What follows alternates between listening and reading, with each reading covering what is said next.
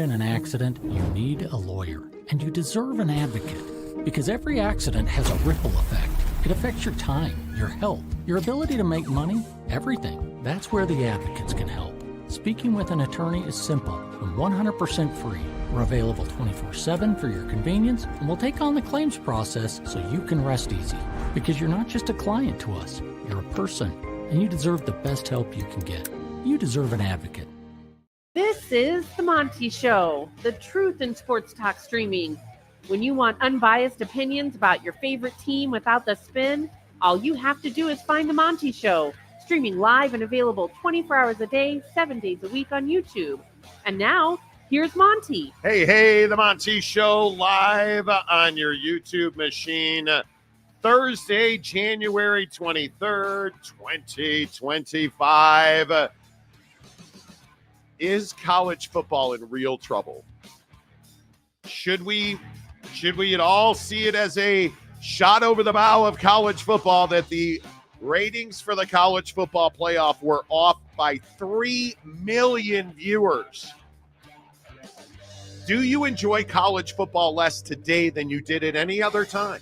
Is your fandom down? Are you buying snow from Philadelphia and the Eagles from the divisional round game, you idiots? No, okay. I should probably move on to. We also have to talk about Patrick Mahomes. Listen, it is not a secret that I think Patrick Mahomes is an absolute. I'm not a Patrick Mahomes fan. And I never thought that we would see Kermit the Frog play quarterback in the NFL. Right. And so it's kind of neat that Patty Mahomes is, representing frogs across the globe. Mm-hmm. This stuff yesterday at his press conference, and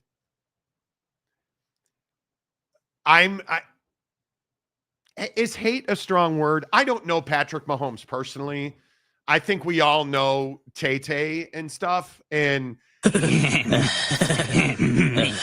I hate the Kansas City Chiefs. Andy Reid is a gem of a human being. I hate the Kansas City Chiefs. That Patrick Mahomes stood up on the dais yesterday. Bro, NFL, me? What? That I would be getting help from NFL? Me? You guys, I'm just really good at football. The NFL officials, what do you mean we false start every single snap from our right tackle? I didn't flop. Me? The referees are doing their best to call the game as fair and as proper as they possibly can. And all you can do is go out there and play the game that you love as hard as you can and live with the results. And so for me, it's to go out there, play hard, try to do whatever I can to win the football game, and then live with the results based off my effort and the way that we played the game. And so I think that's what we preach here in Kansas City. I haven't felt any different. You get new referees every year. You get new circumstances, and you never can really tell because every play is different. That's what makes the NFL so special. And so I feel like I've just continued to play the game, and I just try to win. And whatever happens, kind of happens.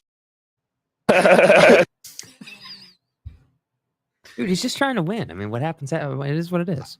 Jake would not allow me to play the video today of Patrick Mahomes necking with an NFL official. They caught them standing at the 50-yard line before the game necking. It's an AI. Macaque. It's not a real video. But are you out of your mind? Are you, please? Bring some semblance of normalcy to this show and tell me that I am not the only one who sees NFL officials helping Patrick Mahomes, and not the Kansas City Chiefs directly, but helping Patrick Mahomes. Are you out of your ever-loving mind, Patrick, that you've gotten wholly double the calls in your favor? That you have gotten not a single time more penalties than your opponent. And only one time have you had more penalty yards than your opponent. Me? This is wild to me. Yeah, I mean, I don't know, obviously what else is he going to say, but I think it is kind of crazy that he spoke on it that much. I would have expected him to just be like, hey, the officials are out of our control. We're focused on, we're focused on Buffalo. That, like, I would have expected that type of tact out of him, but hey, I mean, he felt the need to comment on it and talk about it. So here we are. I am amazed. I am amazed that you would have the nerve, and now I'm looking for the video and I can't find it, but that you would have the nerve to stand up there and say, oh, we're not getting, look, the officials do their very best to call it even, unless we're playing and then I get all the calls. It's wild to me. How much does it ruin the viewing experience for you guys? When because I'm watching the game, and I'm sure this happened for you too, where you see the play happen and you're like, yep, that's going to be a penalty. You just know it's going to be a penalty, and it is what it is. The one with the Texans, where the two Texans defenders hit each other, that one was that's egregious. And as a point of disclosure, having worked in St. Louis, I hate Kansas City. I think their barbecue's a joke. I think Kansas City fans are fantastic, actually. The University of Missouri fans, fantastic. Kansas City Chiefs fans, mostly on parole, but still fantastic. What now? Let me tell you what now. The city of Kansas City, there's nothing good happening in the city of in Kansas City. Bro, this there just is not. There is nothing good. Videos are out of pocket, dude. Wait until you guys see this. This is just everybody in the comments section. Just say thank you, Monty, right now, because I will play the video at some point. I can't get it now. Jake wouldn't let me do it, but I'm telling you right now, this is every Sunday in the NFL playoffs, or every game in the NFL playoffs. Tell me that's not spectacular. That's hilarious, dude. Come on. Yeah. Come on. It is. I just don't understand why he's standing up there playing. Can we all agree that? Well, I think, what if he had said that they do get calls? That doesn't put his team in a good position. That puts them in a really awkward position, with the officials. Yeah. I mean, speaking of awkward. Oh, wait, my bad. Speaking of awkward. I don't know. I don't know. Yeah. Patrick Mahomes, in all seriousness, can we all just agree Patrick Mahomes gets an inordinate amount of fake calls in his favor? Yes. The Texans game, there were 4 egregious calls, whether it is no false starts on the right tackle, no holding on Kansas City, not intentional grounding. Patrick Mahomes gets a massive amount of calls from the officials. Yeah, 100%. And I think the hard part is, it does affect my viewing experience, because I just expect that anytime, roughing a passer or, like whatever it is, anytime there's something in question, it's going to go the Chiefs' way. But the hard part with this is, like, stars in sports get calls. And I think the NFL has done a pretty poor job balancing the dynamic of, hey, well, that's Patrick Mahomes. Of course, he's going to get more calls, right? Like, we all know that. And you're playing. But look at the hit on Goff the other night. Yeah, well, that would have been a penalty on Patrick Mahomes. But I think that the difference is one, Mahomes is never in that position. Mahomes doesn't throw interceptions almost pretty rarely. Well, and he's not stupid enough to try and make a tackle. So like, I don't disagree. I don't think anybody would have hit Mahomes like that, number one, just because they're so scared to get a penalty. But number two, that definitely would have been unnecessary roughness or whatever, 15 yards. And then, additionally, though, I think, like I was saying, the NFL has just done a poor job of finding the balance. Like, it's good for the game for Patrick Mahomes to take some hits. Like, it puts fire into the game. Like, what the day will come eventually when some safety on the defense that they're playing gets a wild hair up their ass and goes and lets it loose on Patrick Mahomes on the sideline, lights him up, puts him into the Gatorade cooler. 100%. That's going to happen at some point. And And it'll be interesting to see how the NFL handles that and how the Chiefs handle that. Because I would agree this whole thing about him, twinkle toeing down the sideline and guys not hitting him, at some point that's going to come to an end. And at some point someone's going to say, yeah, you know what? The 15-yard penalty is absolutely worth it if I can drop Patrick Mahomes, like 100%. Yeah, we'll see. The eye patch, you make a great point. Goff, he had his bell rung, no flag. Patty gets pushed, flag thrown. Yeah. Like the roughing the passer in the Texans game, that was and what I love too on the telecast is like, so you've got the broadcaster saying, hey, like that's not a penalty, but then the rules guys like, well, it looked like there was forcible contact from the backing, like trying to justify it. And it's like, dude, why do we have instant replay? Like, if it's not forcible contact, it shouldn't be a penalty. It's that simple. Yep, I agree. Tom Dean, most businesses will protect their most valuable asset. And then there's that part of the conversation. But then why are you not making this call for every quarterback? This is the argument I always make with Kansas City fans. Because every quarterback's not Patrick Mahomes. Well, but is Jared Goff not one of the best quarterbacks in the NFL right now? Yeah, he is, but he doesn't have the Q factor that Pat does. Does Josh Allen get those calls? No, the answer is no. Mm-hmm. He doesn't. I don't think it's equal across the board. I truly do not. Oak State James. The NFL protects all QBs, including Brandon Weeden. It costs the NFL money if star QBs are not in the game, like Brandon Weeden. You're right about barbecue. Texas barbecue is better than Kansas City barbecue. Smoky. Signed Brandon Weeden. Yeah, I think you have to protect. Well, and Alan Bowman gets a lot of calls too, so, Yeah, which is fine. Inordinate privilege, Kermit D. Frog. Exactly right.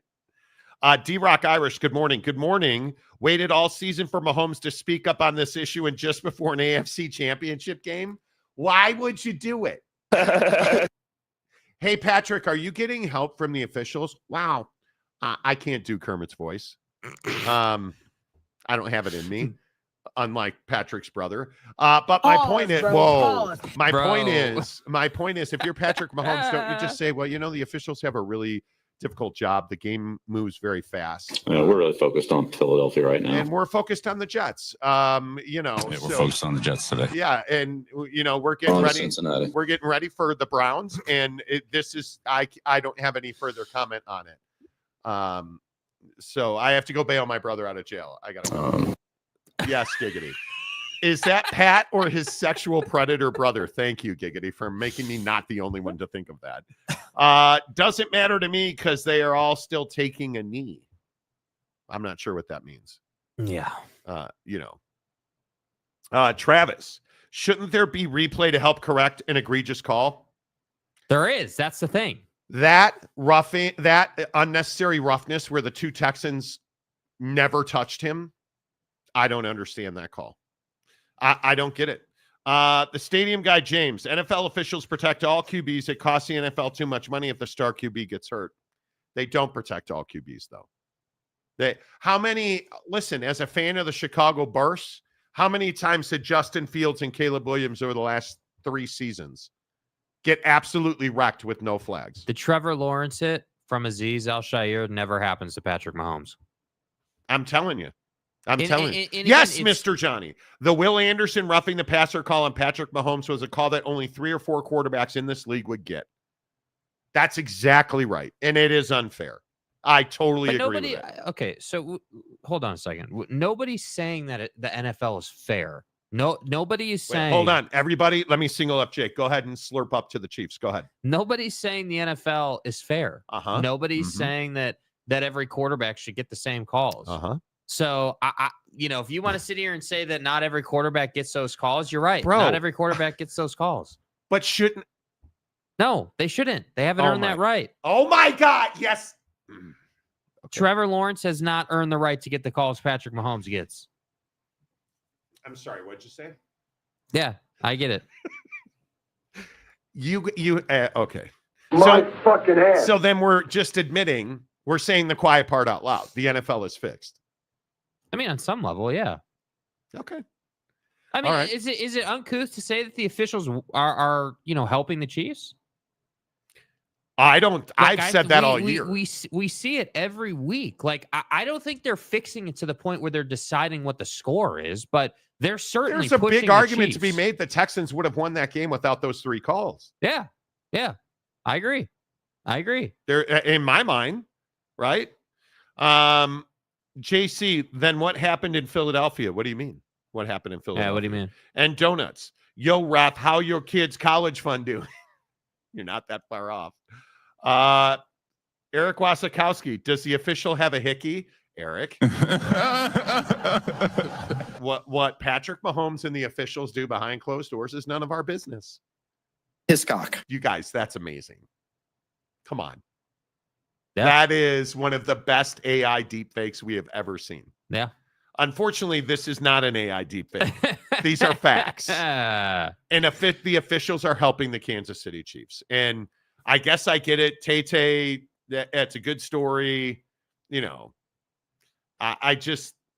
Do you guys, I'm really fascinated with this part of it, though. Like this weekend, when you turn NFL football on Sunday, when you turn that game on, AFC Championship game at Gayha Field, are you going to be watching that game expecting the Chiefs to get just a million calls? Am I the only one that saw the Gayha mic flag in front of Patrick Mahomes in the video? I'm being serious. Check this out. In this video, The referees are doing their best to call the game as fair and as proper as they possibly can, and all you can do is go out there and play the game that you love as hard as you Put in the can comment section, and live with the just, results. And hey, so Monty, for me, it's not Gayha, it's Geha. Yes, I know. I'm aware. It's so much better to say Gayha. Monty, it's Bogdanovich, not Bagsnatchovich. Bagsnatchovich, bitch. You know, I know it's Geha. It's better. It's Gayha is way better than Kansas City barbecue, which sucks. It just I should probably stop saying that. Anyway, I drink up your Chiefs tears. We love your hate. And I hate the Chiefs because they're good. okay, if they three-peat, And they're in Kansas City. Screamin' A said that if the Chiefs three-peat, that makes Patrick Mahomes the greatest quarterback ever. Shut up. I just disagree. Listen, can we just never, on this show, I would like to, and you guys all vote. I think new rule. We are never allowed to say Stephen A. Smith said. But those words in that order. Those statements are not true, and I ask that you strike them. We're never allowed to say that. There will be I don't know what will happen. The studio will implode on itself if you ever say that again. But no, that's not true. Tom Brady and Joe Montana, best quarterbacks of all time. The stadium guy, James, hate on the Chiefs all you want. The only team that has a chance of beating them is the Bills. If they beat Buffalo, KC is three-peating. Well, and James, you may not know this as an Oak State fan. You don't know how championships are won. But there are also two teams in the NFC that have a chance to play in the Super Bowl against whoever wins the Bills-Chiefs game. Not at Gayha Field. And Brandon Weeden was a bust in the NFL, so he won't be there either. But my point is, it doesn't really work that way, that only the Bills have a chance to it's fine. The eye patch. Love you, James. When I first moved to Arizona 15 years ago, I didn't see one Chiefs fan. Now they're everywhere. But Arizona's kind of a melting pot, and we as sports fans like winners. So better than Montana? I don't think so. And certainly not better than Tom Brady. Tom Dean, what side is Monty on? He's on the side of funny. No, I'm on the side of anything that's bad for Patrick Mahomes and his brother. That's the side I'm on. That is the side I'm on. You guys notice that Brittany Mahomes has just disappeared? You don't really hear about her anymore. No, thankfully. Blaming the refs for your team losing games is traditional as turkey on Thanksgiving, but the NFL isn't fixing games. So you don't think, I don't know. I think fixing, Jimmy, you're correct. That's strong.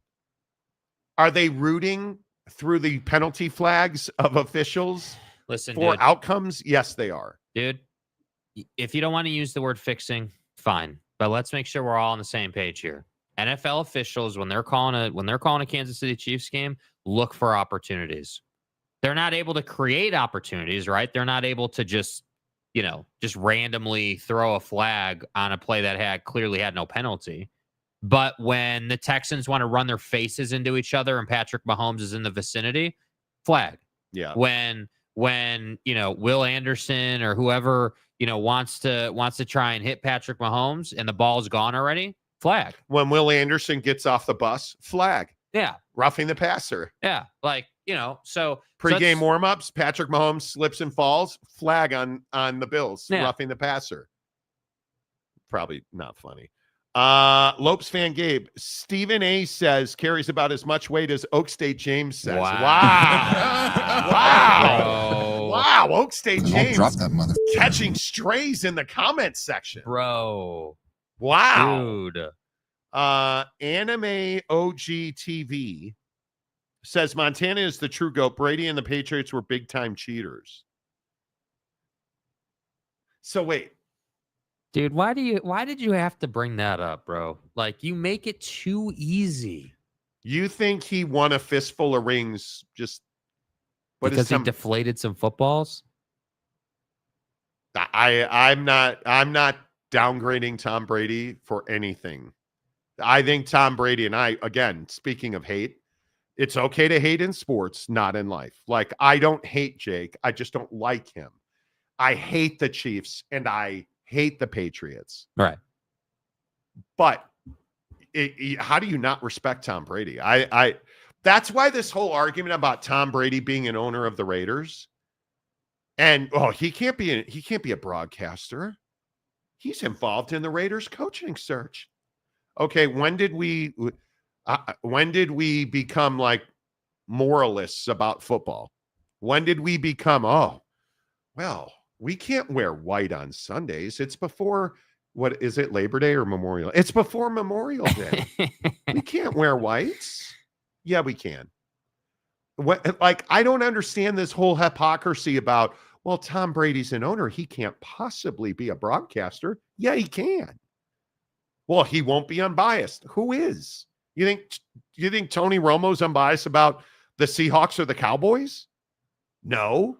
Do you think when Aaron Rodgers is a broadcaster, he'll be unbiased about the Packers? Yeah, no. But the difference is there's no, it's not about whether they are biased or unbiased. It's the appearance of bias. Say he's an owner, so he could go on the broadcast this coming week, let's say, and, drop some facts about, whoever he might be speaking on to affect their candidacy. Like, that's what people get tripped up on. Like, I don't doubt that every broadcaster is biased. We're biased. Everybody's biased. Everyone's got an opinion. Yeah. Like it's just how human beings work. Yes. But I think that the issue is it's not a problem to have bias. It's a problem to be on both sides of the fence, if you will, to have a financial for-profit stake in a team. The Las Vegas Raiders. The Las Vegas Raiders. Which Tom Brady is a minority owner of. Has an investment, obviously. But then at the same time, be not just a broadcaster for Fox, but like the A team, biggest game every week, huge opportunity type level broadcaster. That's what I think people get tripped up on. Now, it doesn't particularly bother me. Yeah, I think Tom does a great job. I do. I think he's very good. I actually think that he's improved. He has a lot of improvement still yet to come, but I think he has come a long way so far. We've stopped talking about Greg Olsen. Yeah, and I think that I just think Tom needs to stay away from talking about the Raiders, commenting on it. And I think Fox did a really good job of keeping him away from anything related to the Raiders. That they did a good job with that. Yeah, I would agree. A couple more, and then we got to get to the death of college football. Chewy Gonzalez, what's up, jabronis? Hit the like button. Yes, please hit the like button. That helps the channel grow. Mr. Johnny, the Chiefs will get every 50-50 call. You have to play a near perfect game to beat those guys. You do. And you cannot get a single roughing the passer or unnecessary roughness call. Yeah. Because the drive was over. That unnecessary roughness call on the Texans, where they never hit Patrick Mahomes, led to a touchdown. They were done on that drive. Led to a touchdown. There's no question that the Chiefs beat the Texans. In my opinion, those penalties are why the Chiefs won that game. You had multiple scores after those penalties. Right. That would not have happened without the penalties. Bailey Dietrich, don't forget Hertz tire commercials as well. I don't know what that means. No white after Labor Day. There are so many rules. As a proper young boy, I don't wear white after Labor Day. Mike Smith, Mountain Mama. So can we officially say that Monty is on Team Patrick? Yeah. I mean, I'm probably I not love that as it's Monty. I'm probably not as Team Patrick as the NFL officials are. But yeah. I do have a disdain for the Kansas City. Like even the city of Lawrence, like having driven from St. Louis to Columbia to Kansas City to Lawrence, there's nothing good on that side of St. Louis. You just skip over the rest of all of Missouri, all of Kansas. Just set it on fire. Jeff City, Columbia, Independence, Kansas City, Kansas, and Kansas City, Missouri, both sides of the line. Just tear it off the map. Don't ever go there. And don't ever eat off the rollers in Kansas City, such as in you did do that. I did.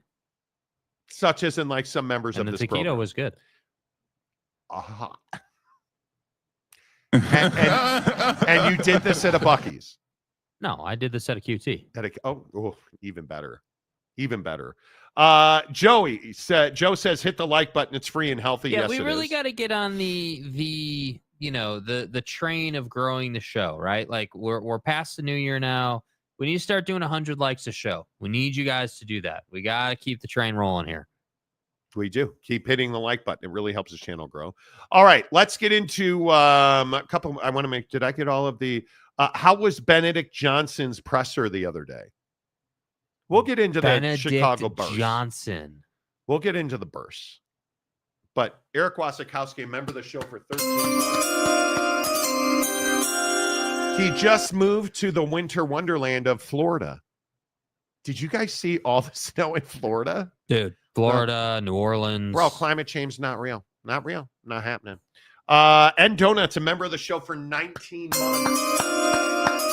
I know that you didn't just say subjective calls is the human element. Actually, that's exactly what he said word for word. Stay hard. I'm proud of you for reading. Bro.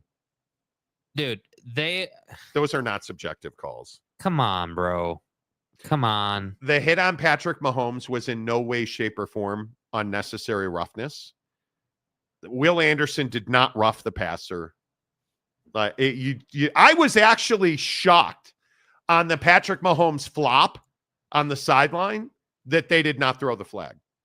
I was really surprised by that. I expected them to do that. Steely says Kansas City roller dogs are awesome. Hey, listen, anything the QT's got is better than Kansas City barbecue. Is what it is. Brandon Lopez, go Chiefs. Patrick Mahomes, the GOAT. I'm here for it. Anime says I would definitely put Andy Reid over Belichick. Belichick? You mean Chapel Bill? Andy Reid's one of the best coaches in the history of the National Football League. Full stop. That's it. Done. You don't need to add anything else. Hall of Famer, elite, spectacular, brilliant. I mean, not enough adjectives to prop up Andy Reid. OG. So I agree with that. Reid knows how to build a team on both sides of the ball and get great QB play without cheating. Well, there is that. Anybody notice who's the offensive coordinator of the New England Patriots? Josh McDaniel. Nice visor, dude. Why do you hate him? I don't like hating Patrick Mahomes is completely rational and normal. And I think actually well-adjusted and healthy. Hating Josh McDaniel and his visor seems a little. Because, dude, listen, as someone who watches the league and watches different guys wear visors, you can't have a fat head and wear a visor. Okay. He's got a large brain, sir. And listen, you can't be first team all pork chop and wear a visor, bro. That doesn't work, man. And if you look at the pictures, the visor just looks weird. And then you tried to rock a Raiders visor in that short little stint in your career, and that didn't really work out for you. So that's why I hate on the visor. Wasikowskinator. I brought the snow from Michigan with me. Eric just moved to Florida. Hope you're well. Did you move to Florida expecting to get sunshine and like warm weather and stuff? Or was it just for the chicks? Just cursed like the Lions. Exactly. Maury Alvarez, another great Floridian. To quote climate change alarmists, don't confuse climate with weather. If the planet is getting warmer, why am I freezing my nays off? Because the extremes get more extreme in climate change. It gets hotter and it gets colder. And you start seeing wild swings in weather. That's what I think is going to happen. The eye patch, Josh McDaniel sucks, signed Raider Nation. Exactly right. Darius, add a Geha Mike flag to that picture. Exactly right. Geha. It's Arrowhead Stadium. Geha is a goated show item. There are some goated show items, but that's so good. Yeah. That's so good. AI has its place. And I think that's it. The Monty Show is always presented by the Advocates at theadvocates.com, the best injury attorneys in the business. Let the Advocates take all of the claims process from you. Let them fight with your insurance company. And trust me, it's a fight. And if we learned anything from wildfires and hurricanes, hey, we're not going to be able to pay for that water damage because the hurricane didn't cause the water damage. It was flooding, and you don't have flood insurance. That's truly what's happening in Florida, which is wild to me.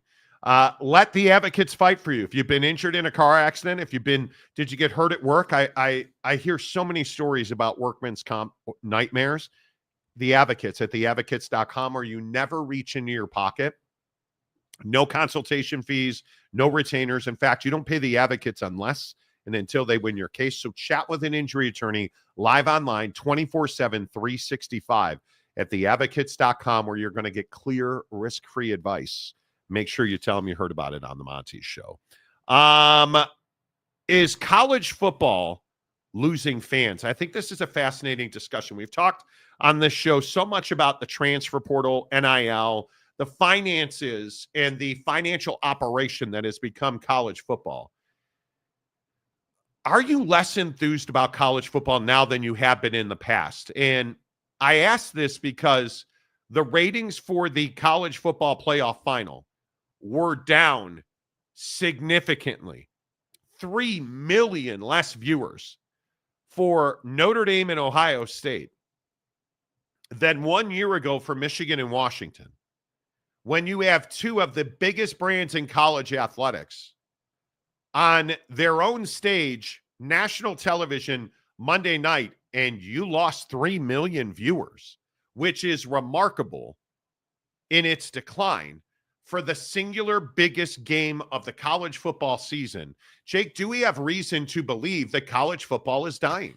Yeah, I mean, I think that college football is kind of in an odd place right now. I think that it's not extremely healthy. I think that with this particular game, there was a lot of conversation about how this game just didn't have as much heat as prior years. Obviously, the Michigan fan base, with all of the news of sign stealer guy and that whole story and just everything that went on, I do believe fueled the audience that watched that Michigan-Washington national championship game. But the hard part is that I think that college football just isn't it isn't as fair is an easy word to use, but it's just not as equal across the board anymore. I think that the college football playoff has made it so that, if your team doesn't get into the college football playoff, you just probably lost, call it, I mean, depending on the brand, obviously, like if Boise State hadn't gotten into the college football playoff, that's probably, 800,000 views, million views, that you're just not going to get on whatever the game would have been without them. And I think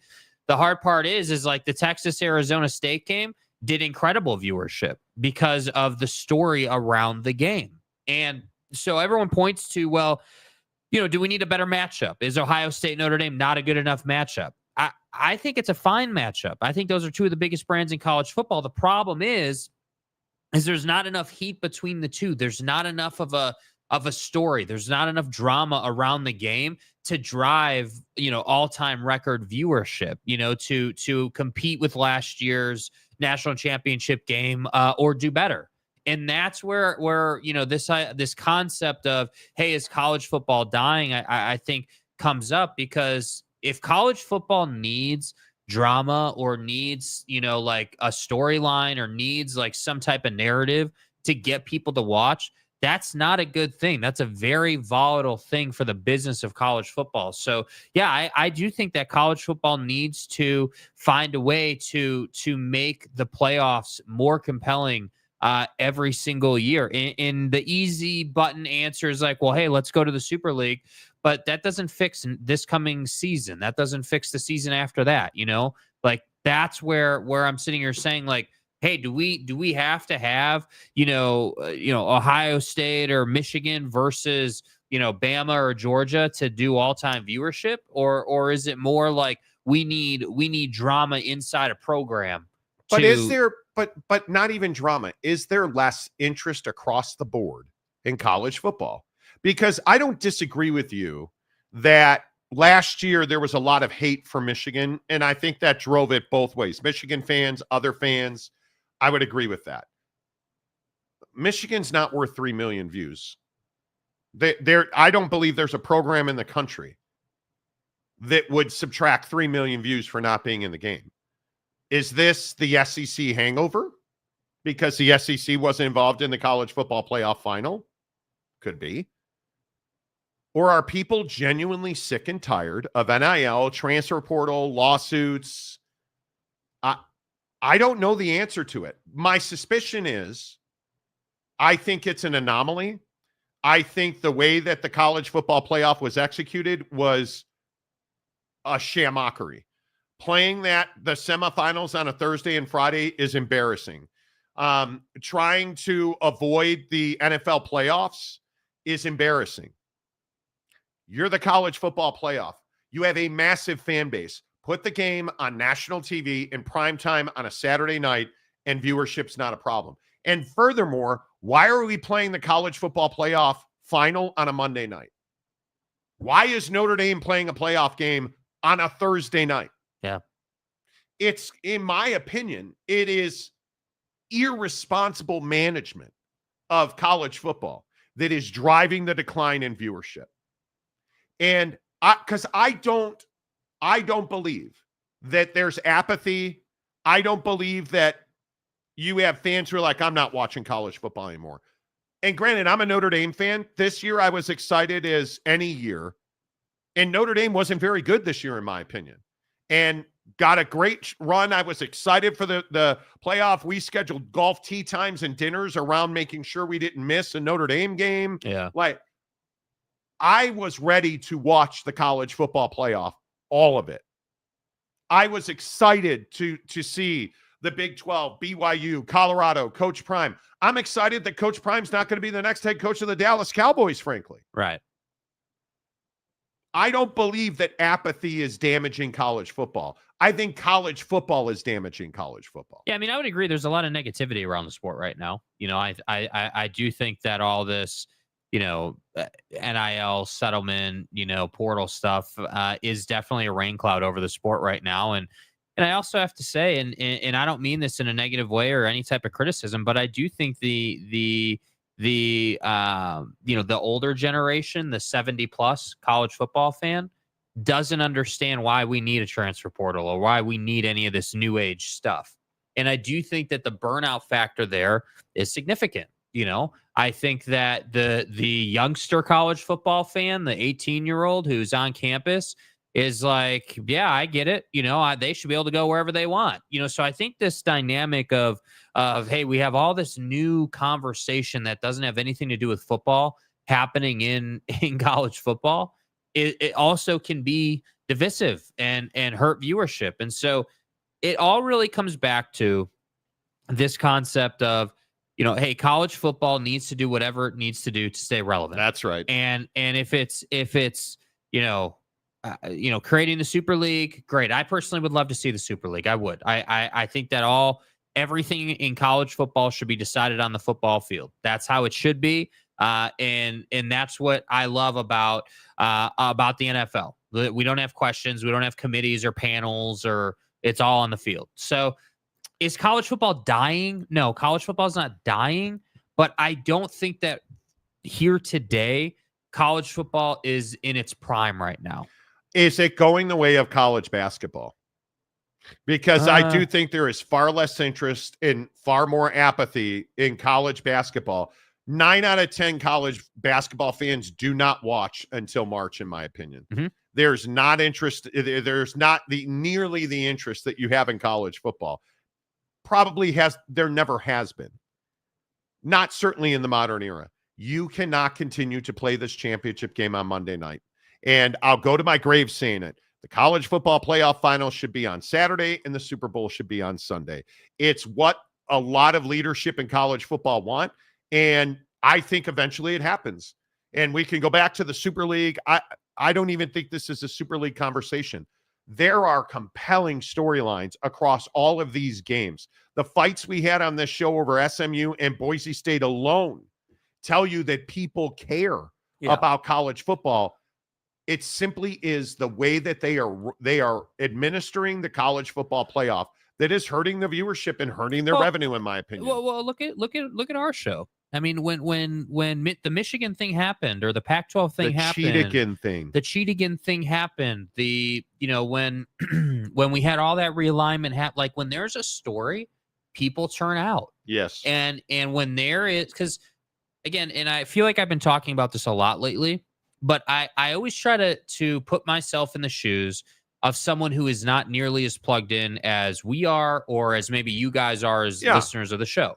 And so when you think about, again, the family of four who's got the 9-to-5 office job and, is just going through life doing their thing, they're probably not as plugged into like, hey, what is this house settlement thing you guys are talking about, or who is Connor Stallions? Oh, I disagree. Like I think paying players is a huge sticking point especially the crusty old heads. Monty, they're getting an education. How many times we hear, Monty, they're getting an education. That should be enough, boy. You ought to know you bought it. Right? Like that's what I completely disagree with you on that. I think anytime there's a major cheating scandal or should we pay these young boys more than their scholarship? I think it pisses off the old heads. Yeah, but they show up. That's the thing. Mm-hmm. They show That's up probably true. to watch the game. And that's probably true. And I think that it's my point is that the family of four guy, the average person who like maybe went to college and they're alum of a school, so maybe they follow that team. They're not like, oh my God, it's Ohio State and Notre Dame, I better watch that game. That's not what happens. What happens is, hey, like good example. If this Marcus Freeman drama after the game had been a story before the game. Did you hear that Notre Dame players were threatening media members now, allegedly? Yeah. That's wild to me. Yeah. That's crazy. Like, I just think there needs to be a story to drive viewership. That's what we do in this country. Like, and obviously we've stayed way away from politics now. Like, we don't really talk about it, but that's why I think politics, like stirs the pot so much, because there's always that one thing that is just so polarizing.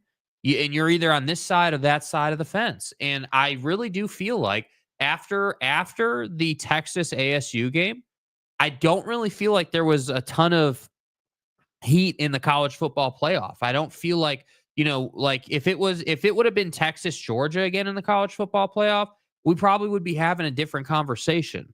So you think it's the matchup? I think it's the matchup, and I think it's the fact that people just a side effect of the 12-team playoff is it's longer. So if your team gets bounced early in the playoff, like Indiana, Indiana fans probably aren't watching as much. That's a side effect of it. Like, think about Michigan and Washington being in a situation where it was the 4-team playoff, and you've got 2 weeks essentially of the college football playoff. Everybody's watching that. It's not a month-long venture. Yeah, and I still maintain Monday is a really bad idea. It is. How much less beer was consumed Monday night because you had to work on Tuesday? Yeah. But the problem is, what are you going to do? Are you going to play your game in between 2 NFL games? No, you can't do that right now. Yeah, you're not going to do that, and you're not going to play at 10 a.m. in the morning. Yeah. I don't know. You had the national stage to yourself. Yeah, and you didn't succeed. Boyd Lake, Spider 2Y Banana wore the visor. Yeah, John Gruden wore the visor. I agree. Mad Cat, good morning. College football hasn't been the same for years. And what do you mean by that? Yeah, what does that mean? Detail that. Darius, I like you so much. I hit it twice. This is a family show, sir. I think I've hit it every time. Grad Slacker, hello. That awkward guy. No one wanted to see either team win. I wanted to see Notre Dame win. Can't say nobody, because I, for one, was wholly and fully pulling for the Irish. Grad Slacker, college football has been in decline since the BCS era. We've got to get human subjectivity out of the college football playoff. What makes great college football then? Like, because again, it's this whole deal where it's like, hey, we don't want computers deciding it. We need humans. Now we have humans, and now we don't want humans. Like, I think and really, you know what the odd thing is? The BCS would have had the exact same outcome this year. So, and is there a bigger matchup to be had than Ohio State, Notre Dame? Those are two huge brands. Yeah. Is it Georgia, Texas? Is it Bama, Texas? Is it? They are two huge brands that there's no like fabric to it. There's no, it might as well have been just a national TV game. Honestly, like I watched that game from front to back to front, whichever way you want to watch it. I watched that game, and everybody knew what was going to happen in that game. Everybody knew that it was only a matter of time before Ohio State went way in front in that game. Like, that's the problem. It wasn't like, oh, well. Unfortunately, I think we were pretty correct about the outcome of that so game. Like, I just think, again, I don't mean to be repetitive, but this year's game, I'm not surprised, did less views because there wasn't 3 million less views. Yeah. That's a lot of people. Yeah. Eric Wasikowski. National championship needs to be the day before the Super Bowl. SEC bias doesn't help once a different conference starts dominating. And you've got back-to-back years of the Big Ten winning a championship. And I think Big Ten fan bases are not going to be across the board as large as SEC fan bases. And I think, obviously outside of Michigan and Ohio State, I think maybe your best point is there's no heat. Yeah. There was not a lot of heat between Ohio State and Notre Dame. There were not great storylines there, in my opinion. I can see that. The eye patch. Yes, people tuned in the national championship last year to see Michigan lose. 100%. I think a lot of people did. Yeah. But there was heat. There were storylines, right? Darius, Boise State or ASU getting there would have been more entertaining. Yes. Give me something I have not seen before. That's interesting. That's interesting. Seth, yes, realignment and the power of the SEC Big Ten. When they do a super league, they better be very careful. Some fan bases may be small and not produce ratings, but you take away hope, you're losing views. I think one set of eyeballs is too many to lose. And now you don't have a super league and you lost 3 million. Mm-hmm. I think, listen, I understand why the PGA Tour doesn't want to play this Sunday. I don't know how go with me on this for a minute. The Farmers Open is in San Diego at Torrey Pines right now. They teed off yesterday, which is Wednesday. The final round will be Saturday. And you understand that that is highly unusual. Yes. Highly unusual. They usually tee off on Thursday. The final round is Sunday. They're not playing Sunday to avoid the NFL playoffs. And a lot of golfers are pissed about that. A lot. And I understand why the PGA Tour is doing that. I have no idea why college football doesn't want to play on a Saturday night. No clue whatsoever. The NFL would be more worried than college football should be worried, because I think you would have had more people watching college football's championship game than a divisional game where we already knew Patrick Mahomes was going to win. I don't entirely agree with that. I think that Patrick Mahomes, I think that, dude, the NFL is king. I don't give. I think the NFL is a behemoth. I think college football fans are passionate. I do. DS for $5. What's going to happen when the athletes are considered employees? They'll never be considered employees. Yeah, that won't happen. So the answer is I don't know, because I don't think it will happen. I don't. I don't know. I think that's a really interesting question. You know, the national championship game versus divisional weekend. You know, like you know, the Bills Ravens game versus the national championship game on a Saturday night. Who would do more views? That's a really interesting question. It was because it was Commanders Lions on Saturday night, I believe, was the late game, was it not? I think the national championship game would have outdrew Commanders Lions. Yeah, I have no doubt about that. It's extremely close, for sure. I mean, I think that and it's just my opinion, I think you have to. It's a championship game, man. What time did that game kick off? 6 o'clock. 6 o'clock. So I mean, if you had kicked off at 5 o'clock, o'clock Pacific, 8 o'clock Eastern, yeah, you would have won the viewership battle. Yeah, you'd have won the viewership battle. I don't disagree with you, though. I mean, I think people are really.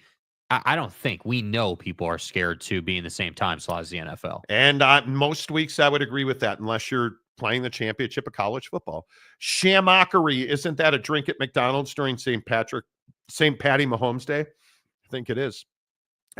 Dev MC felt like the playoffs dragged on too long to keep college football fans' interest, starting with the fact that first-round bye teams waited a month to play. Don't disagree. I think the first-round bye should go away, but yeah, that's just me. G off. Scheduling was bad. I just went about my business and semi-intentionally missed it because of when the game was on. Well, but if BYU was in, you wouldn't have missed it. You would have missed it, right? That's what I'm saying. Jay Chapman, there was another event that took place Monday night. Just saying, what event took place Monday night? It was a clear runway for the college football playoff. Yeah, what other event? Are you talking about the inauguration? Nobody's watching the inaugural bowl or ball or parties. The inauguration was not at night. Nobody's watching the inaugural ball over the college football playoff. Yeah, I had the inauguration on while I was working. Like, that was middle of the day. I watched all the college football playoff games. I haven't watched the NFL playoff games. Yeah. See, so you skew more college, you know? Yeah. Welcome to the nightmare. The overall college football playoff needs to be tweaked between seating, TV time slots, and what days they're playing on, etc. I think those things, along with others, had something to do with it. I totally agree. Newfangled college football porthole and inner tubes. Well, in your previous comment, no, I have to go back and find it, but you make an interesting point about ESPN Plus. You make an interesting point about, but ABC and ESPN said across all platforms. It peaked at 26.5 million viewers, which is more than last year, but that's the peak, not the average. 3 million viewers less is huge. Huge, man. People do not like staying up late when they have to work the next day. Totally 100%, agree. 100%. D-Rock, it was interesting to see the viewership breakdown regionally. Yes, it was. Ratings are down because my beloved dogs had a down year. Yes. Right. That's it, dude. Jed Fish is getting crushed right now. Did you guys see the rookie coach rankings that came out? First-year head coaches. Kalen DeBoer and Jed Fish, oddly both related to Washington, both got very poor grades for their first-year jobs. I think this is a critical offseason for Jed Fish. I think it's huge. Mike Chase. The BYU-Colorado game had more heat than some of the playoff games. That's just the feeling I got. Yeah. And that was a bowl game. That wasn't even like anything Deion Sanders is involved in. Yeah. Is going to have more views. Yeah. I think, do you guys understand the seismic shift that would have happened if Prime would have gotten the Dallas Cowboys job? Mm-hmm. The damage that would have been done to the Big 12, the damage that would have been done to college football viewership. Because as Mike points out, that is the largest viewership for that bowl between BYU and Colorado. That's I think they had 8 million views. Colorado brings them out. I think it would have been a seismic shift and damaging one at that for the Big 12. And it brings them out in losing fashion, too, I might add. Yeah, exactly right. Steely, Michigan fans watch more than Buckeye fans. Yeah. Oh, there's no doubt Michigan fans watch the national championship. They wanted to see Ohio State lose.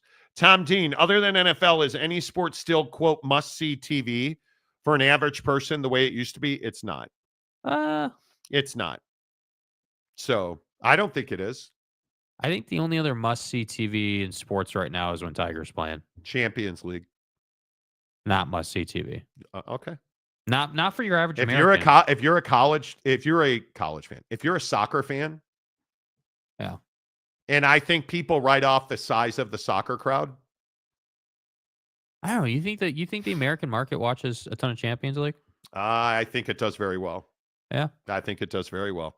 I mean, Champions League games are incredibly entertaining. And when Chelsea beats Man City's ass this weekend, nobody will have watched it here. Mike McClin, Penn State fan and better wanted OSU to represent the Big Ten and make a ninja some cheddar. Okay, I hope you won. I don't think college football is in decline at all. I don't know if I can agree with that. Regardless of which team you're a fan of, I believe we all should take a moment to realize and appreciate that we're living through the wild, wild west in college football. We are. That's facts. We are. Yeah. The change that is coming that we don't even know about, can't imagine it. David Persons, good morning for $2.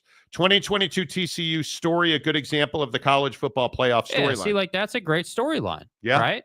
But absolutely. Again, when we talk about is college football dying, in all sincerity, 100% genuine, the Big 12 hasn't been relevant since that year. Yeah. In terms of the college football playoff. Boyd Lake. There used to be a ton of pageantry around the final college football games of the year. Parades were nationally televised. The whole day was a big deal, full of events. Today, it's like, Yeah, and it used to be on New Year's Day and Capital One Bowl Week. And yeah, it was a big deal. Different time. Absolutely a different time. The inauguration took no viewers. It was in the middle of the day. Yeah. It was in the middle of the I just don't understand why that's a point people are trying to make. The timing doesn't add up for it to take viewers. No, not at all. I don't see it. My birthday was on Monday. That superseded everything and took some viewers. Right. Yeah. So who wasn't celebrating Glenn? I don't know. Richie, everyone knew Notre Dame was going to get their doors blown off. Well, don't ask Salty Virginia Peanuts that because he said they were going to win. Still waiting for Stymie to show up too, by the way. Just wellness check. That awkward guy. The World Cup is must-see TV. I agree with that. Olympics? No. I don't think the Olympics are that anymore. I don't. But that's just me. YouTube Salty Peanuts. It was the closest game since the Alabama-Georgia overtime game. Notre Dame was never in jeopardy of winning that game. You have a weird definition of a blowout? Bro, that game was not in question. That game was never in question. As soon as you missed the field goal, it was over. As soon as you decided to kick the field goal, it was over. And I look at the fact that you gave up 31 points in the middle of the game was over. I mean, you lost by, what is that, 2 possessions? Yeah. Like, that's, I mean, with all due respect, that's a blowout in a national championship game. There's no way to spin the Ohio State took their foot off the gas. I'm not reliving it. You are delusional and have no ability to be unbiased. I mean, there's just no way to spin the fact that Notre Dame was never in position to win that game or even compete to win. But that's just me. Bro, it was 31-7. Yeah. Plus, I'm talking about the perception before the game. Yeah. And I have to say, I actually was really excited when Notre Dame went down and scored on their first possession. I was like, okay, hey, maybe we got a game here. Maybe this will actually be different than we thought this would go. I thought that Riley Leonard would have a high chance to turn this ball over on the first possession, and then Ohio State would go down and score, and the game was over. That's what I thought would happen. But they go down and score, and then all of a sudden, I'm like, okay, Riley Leonard just ran his ass off to get that touchdown, and he's exhausted, but they did score. So I just think there are nice storylines for us out of this game. I mean, bless you, sir. There are nice storylines out of this game. Yeah. They threw it a little better than we thought they would throw it, but don't get this twisted. Ohio State, I'm not going to say stopped playing. They started running the ball repeatedly into the A-gap. Well, what did you say yesterday? They took their foot off the gas. Yes. They just were burning clock. And then what happened when the game was on the line? And I know, according to Steiny and everybody else that's a Notre Dame fan on the show, I don't know anything about Irish football. I told you exactly what was going to happen in that game. They were going to run Jeremiah Smith down the boundary, and it was going to crush Notre Dame. Yeah. They did it one time when the game was on the line, and it crushed Notre Dame. That's the incredible part. He didn't have some huge game. He only had to make one play. I think he had 3 catches. Yeah. Why are we even talking about this? It's fine. Good morning, fellow Glazers. What's up? Good to see you. Glazers. Let's see. UW fan Jim, I thought Notre Dame got off the mat and made it a game, but the Buckeyes were just too good. Exactly right. Yes, Jake. The first possession for Notre Dame made you think it was a game, but the proved otherwise. Yeah, like I would have been like really, and this was the thing with the Michigan-Washington game. The Michigan-Washington game, like, I was really interested in that game just as a football game. Not because it was the national championship, but just like, hey, this should be a really good matchup, right? A power run team versus, a powerful throwing offense. Like, we should get some good results here. And so, yes, when Notre Dame went down and scored, I was like, yes, I'm going to be wrong about this game. We're going to actually get 4 quarters of, like, compelling football here. And that all went away. Yeah. And I love that, again, I love that Notre Dame fans on my TikTok are like, well, we just got beat because they recruited better. They were healthier. Yeah, we know. They're a better football team than we are. Ohio State's a better football team. Yeah. It just, my point is, as soon as Ohio State marched down the field on their first possession after Riley Leonard, Monty, did you see he threw up on the sideline? Like it's some badge of honor your quarterback is throwing up on the sideline. Stop. It's ridiculous to me that. Yeah. Again, all I ever ask is that people take their emotions out of it, which ESPN clearly did not do when they built the top 100 players in college football. And I am amazed by this. And if anybody would like to help me understand, and I know I'm not a very smart guy. I am not bright. I totally understand it. But if anybody wants to help me understand how on earth you have the top 100 players and you have Curtis Rourke, 25, the quarterback from Indiana. Okay. A little lofty. Didn't play anybody. A little lofty. You have Shedeur Sanders, the 20th best player in college football. 4,100 yards, 37 touchdowns, 10 picks. him as the 20th best player. And you have Cam Ward as the number 2 player or number 3 player in all of college football. So Cam Ward you're saying is a better, he's not. See, this is the one. Jeremiah Smith at 5 and Ashton Ginty at 2. I have real reservations about that ranking right there. I'm a little perplexed by this. So who is the best player in college football this past season? Well, it's Travis Hunter, and it's not close. Mm-hmm. And they ranked him as the top player, as they should have, right? But what's amazing to me, it is wild that there's so little respect for Shedeur Sanders. Like, I don't know what this cat's going to have to do. The idea that here are some of the players they say are better than Shedeur Sanders.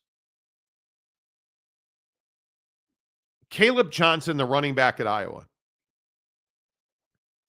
Dylan Sampson, the running back at Tennessee. The fact that you have like Mason Graham, the defensive tackle at Michigan, is a better player than Shedeur Sanders. That you have Dylan Gabriel, 9th.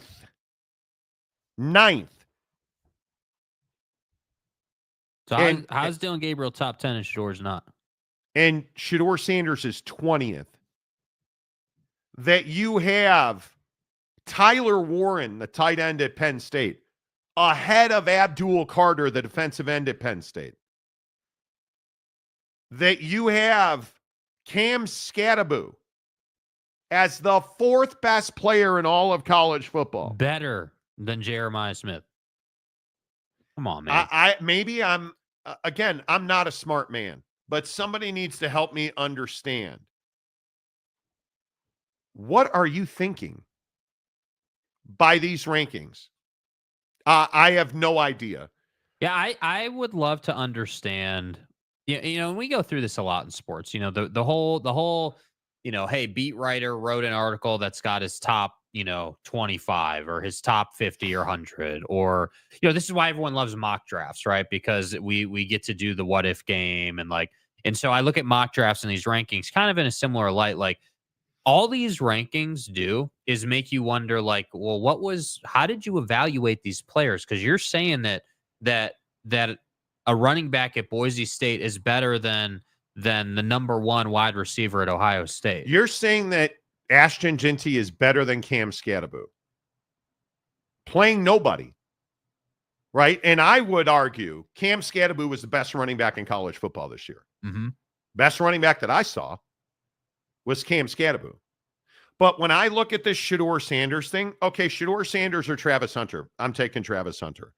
Shedeur Sanders or Ashton Ginty, Shedeur Sanders. Shedeur Sanders or Cam Ward, I'm taking Shedeur Sanders.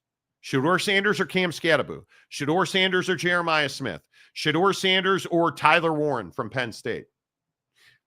I might take Jeremiah Smith over Shedeur Sanders.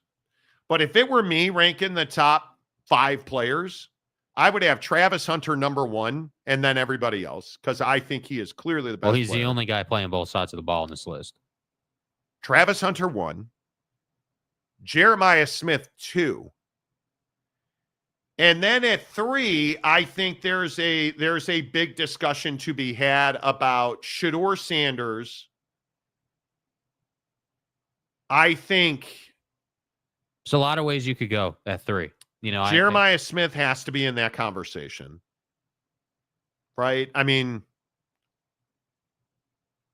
I think that's very interesting. Yeah. See, and this is the thing with these rankings is when I look at a ranking, how are we defining best or better than, or because when I do a ranking, I'm thinking, okay, well, when you think of a player, instantly you're like, yep, that player had a massive impact on the team. Without that player, your offense is not nearly as effective, or your Jeremiah defense. Love is 27th. The running back at Notre Dame is 27th behind Curtis Rourke, the quarterback at Indiana. Is Jackson Dart anywhere on this list? He is. Jackson Dart is 36th. Jackson Dart. Just in front of Kyle McCord. That is a guy. See, and the reason I brought up Jackson Dart is because Jackson Dart plays at Ole Miss, obviously, in Lane Trainville. Nobody respects this kid. 4,279 yards, 29 touchdowns, 6 interceptions. That's right in line with Shedeur. In the SEC. In the SEC. And you've got him 36th? How does that work? You've got him behind Mike Green, the defensive end at Marshall, behind Tez Johnson, the wide receiver at Oregon, and Tez had a great year. He's behind Derek Harmon. He's behind Anthony Hill, the linebacker at Texas. See, and who's that's a the other stud. thing. I don't think that, I understand this is top 100 players in college football, but you're going to have a real hard time justifying that a defensive tackle, let's say, or edge rusher, like Abdul Carter, is better than a top 5 quarterback in college football, or Jeremiah Smith, or that's where these kind of things get tough. And I like Abdul, I like edge rushers, but the reality is you're at the mercy of what the quarterback and the offense are doing. That's the problem. Travis Hunter, number 1. Who would you put number 2? I'd have Jeremiah Smith number 2. Jeremiah Smith number 2. I think Shedeur number 3. Shedeur number 3. Yep. And then I think it's either Cam Skattebo, Abdul Carter certainly could be number 4. Abdul Carter's a stud. Yeah. He is unbelievable. But other than that, I don't think there's and again, I guess we can argue about Ashton Ginty. Does Ashton Ginty belong in the top 5 players in college football? Ashton Ginty or Jackson Dart? Jackson Dart.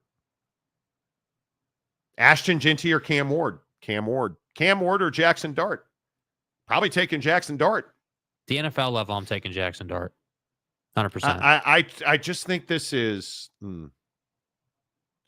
Richie Dubs. Cam Skattebo is not a better player than Caleb Downs. He is, in fact. And I think this is the hard part. Caleb Downs is I think Caleb Downs is a top 10 player. But do you understand the beating that guy, Cam Skattebo, took and just kept on going?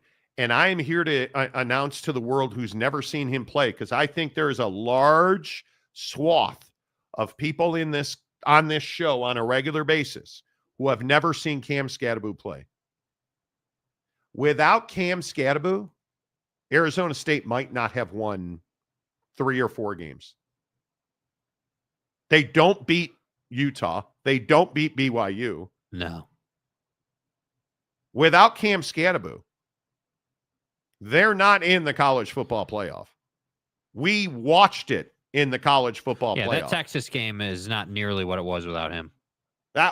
And so, again, with all due respect, Richie Dubs, Cam Skattebo is a better player than Caleb Downs. Yeah. And I think Caleb Downs. And look at the roster Caleb's playing on. Look at the unit he's playing on. Yeah. Now, look at the offense Caleb Downs backs up. Yeah, Caleb Downs is playing on one of the best defenses in college football, but he is the centerpiece of that defense. For sure. Yeah, well, and I think he's got JTT. I think he's got that, bros. I think Caleb Downs is a top 10 player in college football. Yeah. Cam Skattebo is a top 5 player in college football. He is. And I don't even like Cam Skattebo. It hurts my eyes to watch him constantly tweaking his neck. Yes. The guy's a phenomenal player and a good dude. But that's just me. I get it. He's tough. No, it's not that he's tough. He performed at an elite level, even though he was taking a beating every week. He performed.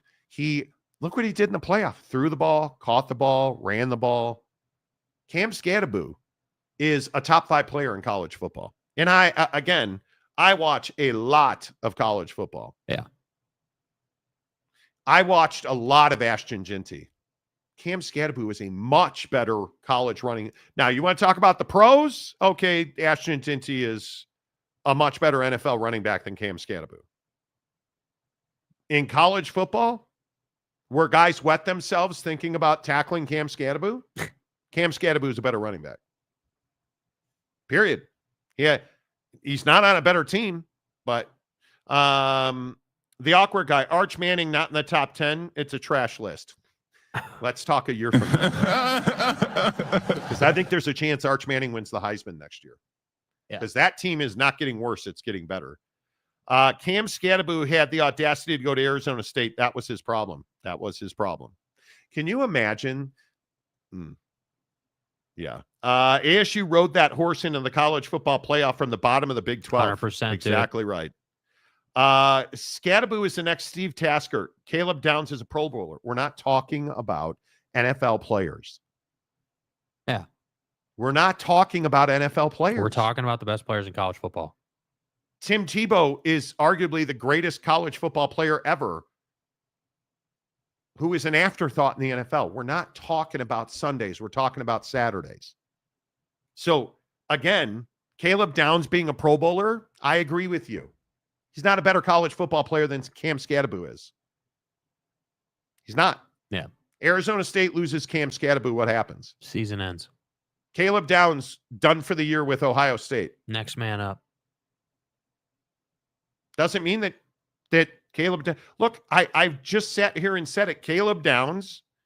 Where's Caleb Downs? Where do they have him on list? this? I think they had him like 13 or something like that. Xavier Watts, Jahdae Barron, should not be ahead of number 18, Caleb Downs. And I love Xavier Watts. Don't get me wrong. Caleb Downs is a dog. That he's 18th is an embarrassment on this list. Yeah. And I love Jalen Walker. I think I've sat here and filleted him many mornings. Who's the first defensive player in the top 10 right here on this list? The first defensive player in the top 10 is Kyle Kennard from South Carolina. I would see 10th, and Downs is 18th. Well, because he's a stud. But I think I would take Caleb Downs over Kyle Kennard every day. Yeah. And listen, Kennard is a sack machine.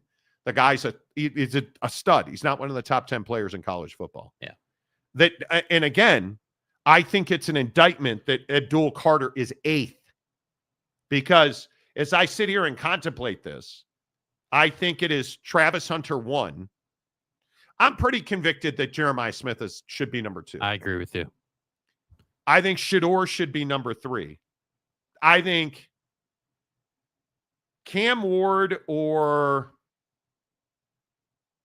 I don't think Cam Ward's a top 5 player right now. Cam Ward or Cam Skattebo?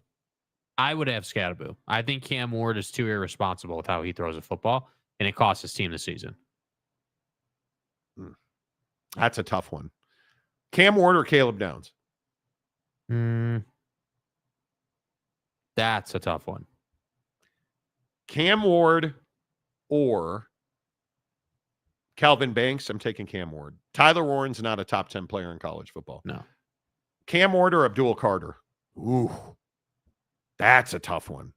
Probably going to take Cam Ward over Abdul. Okay, so then your top 5. Yeah.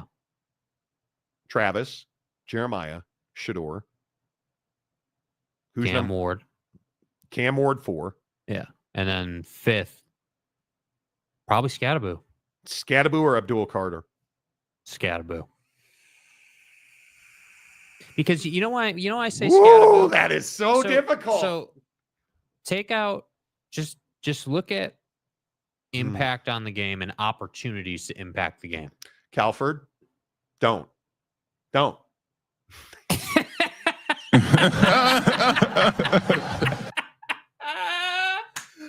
Oh my God, dude.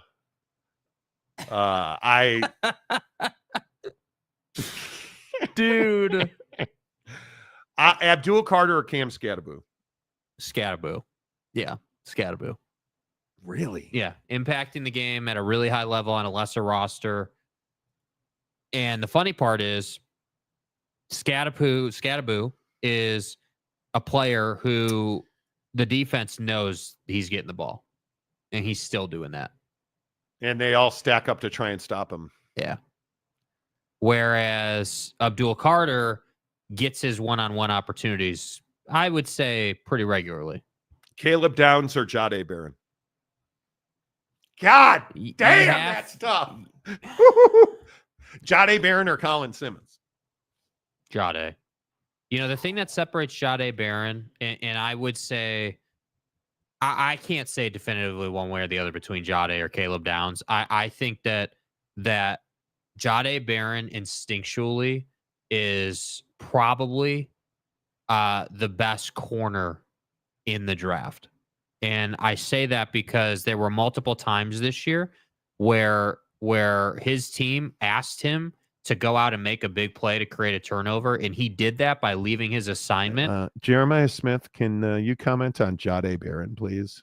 I mean, and by the way, Jahdae proved that he could be the best corner on your team and also play safety.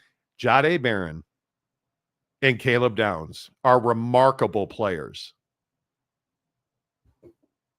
But versatility-wise, I do think their style is a little bit different too. Like Jahdae is much more of a Jade's a cover corner, who loves to blow you up. And his strength as a player is not how strong he is per se.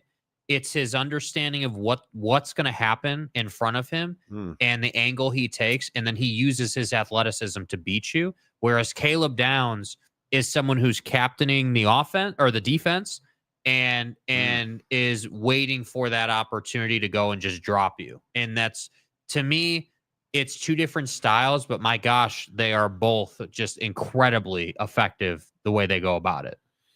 Yeah, and the funny thing is on this list, and now I'm going to be a Notre Dame homer, so I ask you for some latitude, that you have Jeremiah Love at 27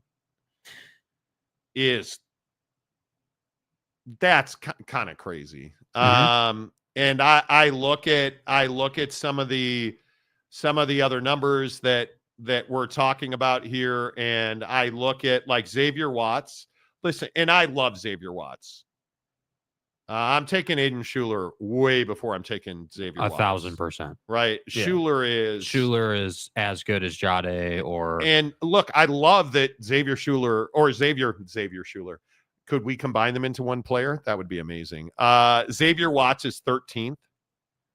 Amazing. I think Schuler was the glue on the back end of that defense. 100%. And I think he made so many plays and put himself in the right place constantly. I'm not sure that Schuler missed a significant tackle all year. It is. And I'm not trying to downgrade Xavier Watts. I'm taking Schuler every single day. And that Watts is 13th, and I have no idea where Schuler is on this list, is kind of crazy. And that, that you again look at some of the other guys. Here are some of the egregious rankings. Taj Brooks, 90th. That's a terrible ranking. Quinn Ewers, 91st. 91st. Quinn Ewers, the quarterback at Texas. Bro. Which 31 touchdowns. Dude, that's disrespectful. Is crazy to me. That Kenny Grant from Michigan is 88th. 88th. That's not good. That you have a guy like, who's another one? Travion Henderson, 83rd. Henderson is 83rd. 83rd. That Seth McLaughlin's 82nd. Best center in the country, Seth McLaughlin. You know, the guy that Alabama didn't want. It is crazy to me. What was Egbuka? 78th. Bro, see, this is what I'm talking about. How do you have these guys in the 70s? Riley Leonard, is 76th. You're telling me there's not 75 players better? There are only. Come on. Yeah. That you have guys like, I don't know. Who's another one? Riley Mills, for instance, is 62nd. Yeah. You're out of your ever-loving mind if you think there are 61 players better than Riley Mills in college football. I just look at some of these and I say to myself, like Colston Loveland, 56th? Yeah, that's not a great ranking. 56. That's crazy to me. That's what I'm saying. This list and many lists like it just feel like somebody who was sitting at their desk and needed something, and we're like, all right, well, These are all conversation pieces. Yeah, like let me put together my top 25, and then I'll kind of work off of that, and like.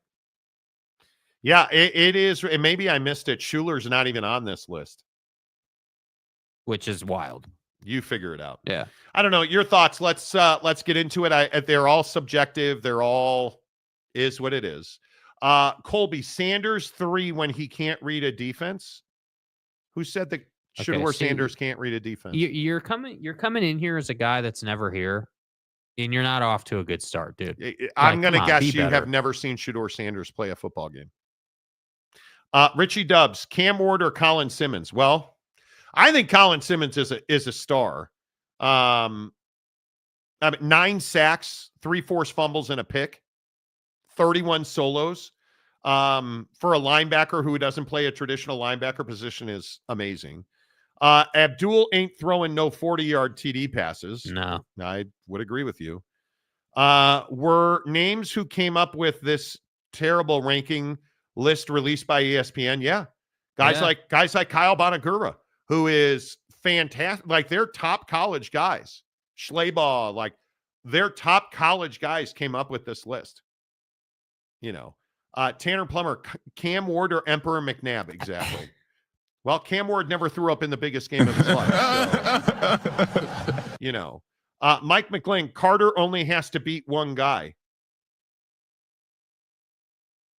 Abdul Carter? Yeah. Totally disagree with that. I could not disagree more. Where is Ferris today? Go Lions. There you go. Ferris is back under the bridge. Okay. Lamont Tucker, hello. Cam Ward is not top 10, respectfully. Dude, he's really good. Cam Ward is really good. I mean, well, So who's your top 5 then? Let's if he's not there. Let's play the game. If Cam Ward is not one of the top 10 players in college football, which I disagree with. I disagree with that. Is Dillon Gabriel? He had a great year, dude. What are his numbers right there? 3,857 yards, 30 touchdowns, 6 picks. Had a great year, but I have to say that Ohio State performance that hurts him. I think I would take Cam Ward. They have very similar weapons. Oregon's defense is substantially better. I think Miami's defense hurt Cam Ward. But if that defense at Miami's better, his numbers are worse. So, Cam Ward or Kyle Kennard? I'm probably taking Cam Ward. Honestly. Cam Ward. 10, Kennard at 10. Dillon Gabriel at 9. Abdul Carter or Cam Ward? That's a tough one, dude. I think Abdul Carter doesn't get the respect he deserves. I didn't see a game. I probably saw half of Penn State's games. He performed in every one of them, injured or not. He was exceptional against Notre Dame. The hard part for Cam Ward is it's hard to get away from the fact that him turning the football over, like him rolling out to the right and throwing it across his body left down the field and turning it over, is half the reason Miami's not in the college football playoff. Like, you lost games you shouldn't have lost because he turned the football over. So that's the hard part. But the thing with Abdul, in all fairness, is he doesn't get those opportunities to turn it over. He's a defensive player. So he doesn't have to think about mitigating risk. All he's got to do all game is go chase the quarterback. And yes, that's a difficult task, and he's very good at it. But he's also really good against the run. Yeah, it's a different. He plays left, right, and center. Yeah. He plays a lot of rover and linebacker for Penn State. Like, I think there's a lot of this list.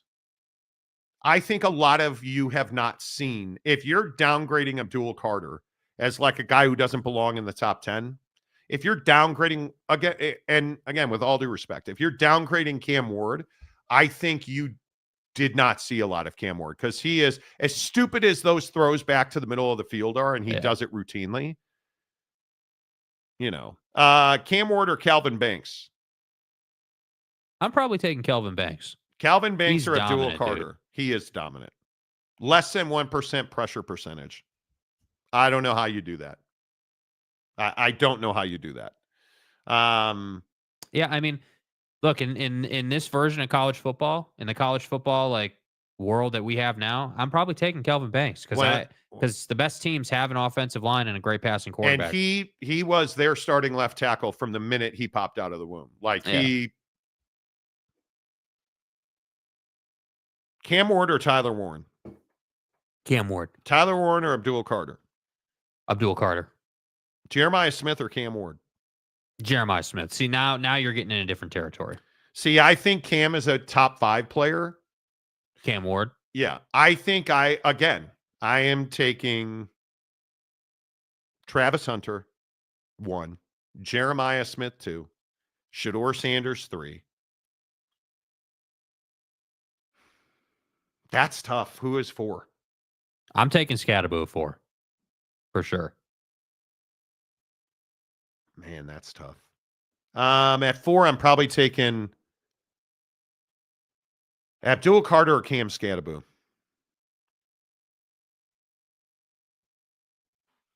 That's tough for me, dude. I think from 4 down, it's a crapshoot. Yeah. I think it's really tough. Yeah.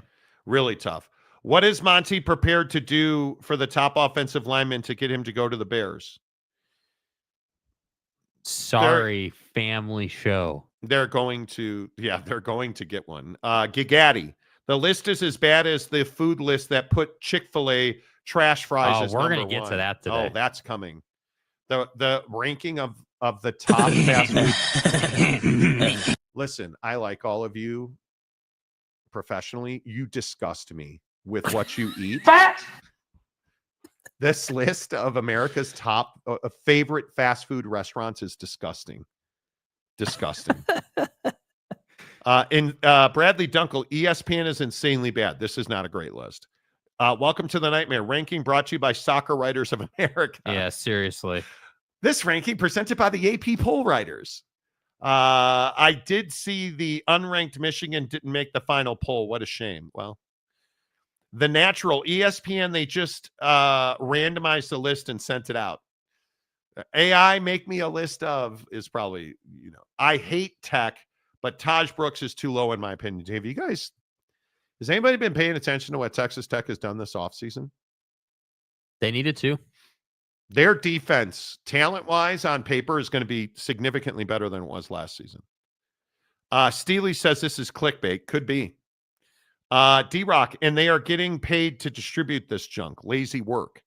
Well, maybe it's just that your opinion is different than theirs. Yeah, I don't know that I call it lazy work. I just think that, I think the thing that, the thing that I would like to see with these lists is, hey, how are you evaluating the player? Are you saying, hey, we're evaluating these players based on analytics and based on our opinion of who's the best, who's better than who? Okay, well, then it's an opinion-based article and we can all disagree on it. But if you're saying, hey, well, the problem with these lists is there's nothing to compare. There's nothing that binds the players. You're talking about a defensive tackle and a quarterback.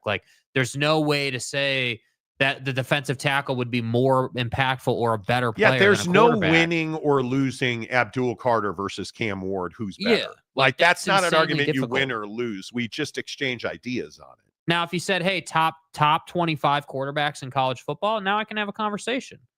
Yeah. Stupid arguments about top 100 lists are presented by our good friends at, Prize Picks. Listen, Shea Jaligis, Alekinzinder, SGA is the only one I won on last night.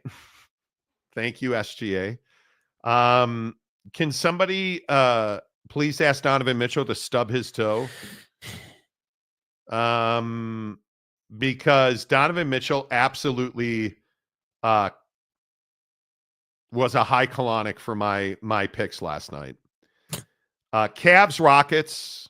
I understand the Rockets are on the rise. Donovan Mitchell, the best you could do is 7 of 21 and 1 of 8. And when I had you on a 37.5 point number on points, rebounds, and assists, the best you could do was 25. I dislike that. And of course, my guy Devin Booker, 41.5 points, rebounds, and assists. Anybody want to guess what he finished with? 40 on the dot. I lost. My streak is over. 9 straight wins on Prize Picks. Done. Download the Prize Picks app. Use the promo code Monty. You deposit $5. They'll give you 50 more instantly when you open up a new Prize Picks account. And again, I continue to tell you that their free play this week with Jaden Daniels, all he has to do is complete one pass and you win. Yeah. That's a winner. Flex play. Here's how you win, and this is why I win so much on Prize Picks. Flex play. That means you pick 3, not 7. Make a 3 pick. You pick 3 more or less. Last night, I had Devin Booker, 41.5 points. More or less, I took more. That's what you do on all these guys. Jaden Daniels, half a yard passing, more or less, more, win. Right? On a flex play with 3, you only got to get 2 right to get paid on 3. It is the formula that has made me money after money after money. That's what I love about Prize Picks. It's easy. You win, and they pay. And you deposit $5 in a new Prize Picks account using the promo code Monty. They're going to give you 50 more instantly. Hook it up. Download the Prize Picks app right now. Join the tens of millions of Americans playing daily fantasy the right way on Prize Picks. Use the promo code Monty. Couple more, then we got to get to the Chicago Burst. The Burst. Let's see.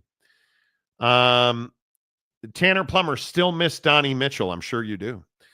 This is based on big game performances. Cam Ward struggled with games he should have played better. I agree with that.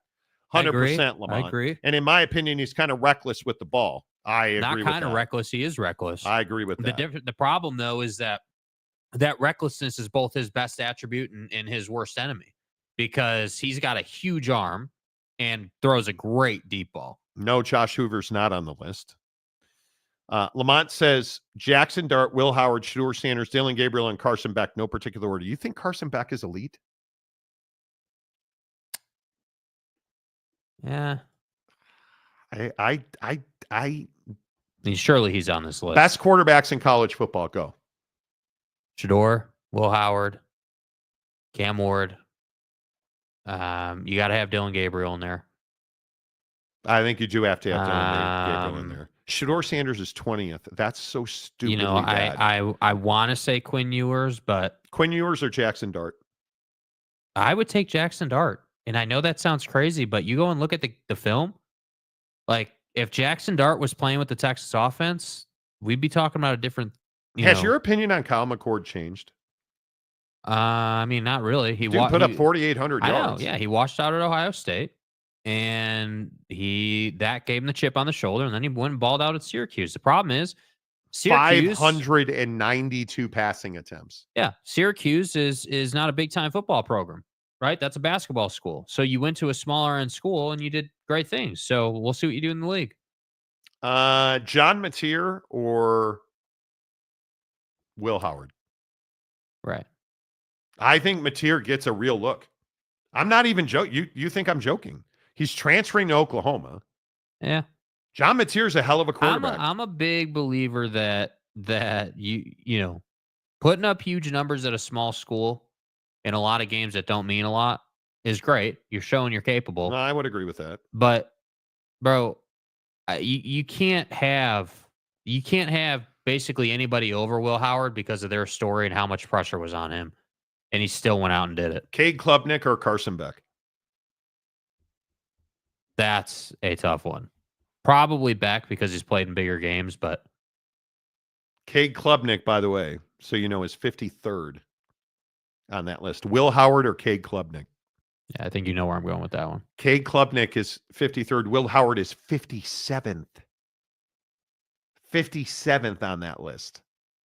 Drew Aller is 63rd. That's amazing. Lenora Sellers is behind Drew Aller. Okay. Like, stop. Just stop. That Diego Pavia is behind it. Boom. Out of here. Like, you're just filling in for somebody. That is so frustrating. Like, that Riley Leonard is 76. That's way too high for him.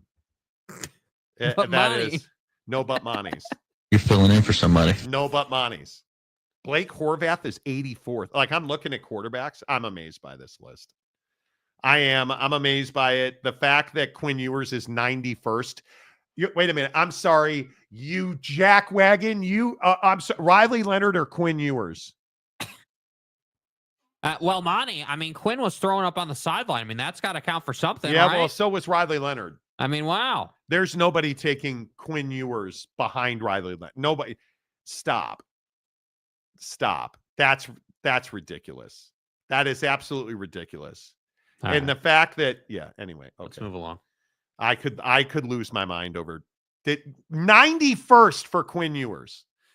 My prediction for Big 12 championship game, TCU versus Texas Tech.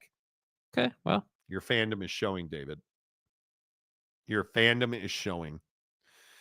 91st. Any list that is not by position is really pointless, in my opinion. Could be. This list is based on years' performance, not previous years or potential in future. I would agree. And you can't tell me again that you're taking Quinn Ewers. You're taking Riley Leonard over Quinn Ewers. Stupid. Come on. All right. Let's switch gears. Who won the NFL coaching derby?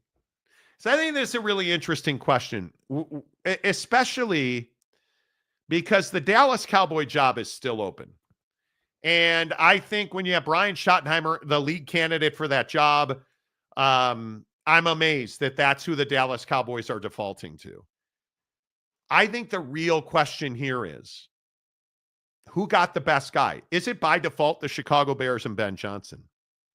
I don't know. Is Aaron Glenn a better fit with the Jets? Well, if they had a general manager, I might actually argue that he is. But you understand the Jets don't have a GM and they hired a head coach before they hired a GM.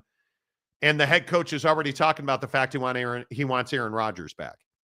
So the GM that's going to get hired can't have a say on the coach or the quarterback. It's the Jets jetting, right? And the Raiders, the Cowboys, the Saints, those jobs are still open. Jacksonville is still open, and they fired Trent Baalke yesterday. Probably the winner of the NFL coaching derby, Mike Vrabel, was the shoe-in, no doubt about it, best hire for the New England Patriots. And now he's got already his two coordinators hired, and they're both elite and have a track record of being elite coordinators.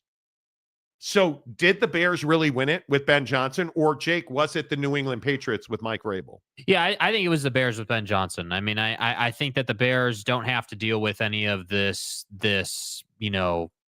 front office, head coach, coordinator stuff that other organizations are dealing with. The Bears are in a unique position where they kept their front office, they believe in their front office, and everyone's in alignment from, polls on up. And I think that hiring Ben Johnson, again, while he wouldn't have been my pick per se, I think it's a great hire for the position that they're in as an organization. Now, the thing I would say about Vrabel and the Patriots is it was a feel-good hire. Vrabel, obviously former Patriot, clear legacy hire. Like, it was always going to be him.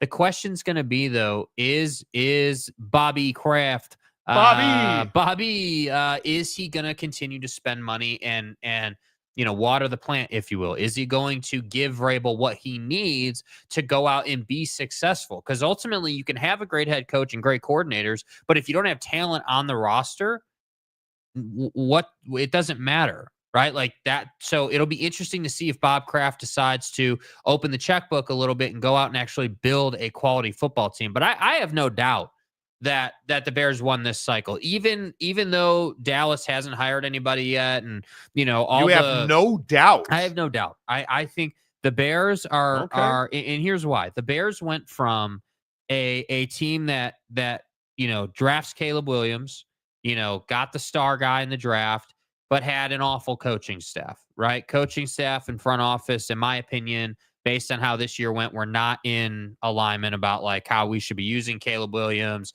the direction of the franchise, and you saw that play out on the field. You saw the misery and the Hail Mary thing with the Commanders, and we had all these moments during the season. And so I say that the Bears won this cycle because they now have a guy who, in my opinion, is fully in step with what Poles and Kevin Warren and everybody wants going on. And I also like that Ben Johnson embraces the division. Ben Johnson embraces the rivalries. This is not, this to me, I don't think that this is,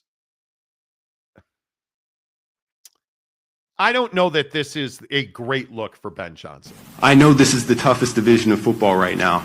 There's 3 teams that made the playoffs this year. I've got tremendous amount of respect for the coaches and the players in this league, having competed against them for the last 6 years.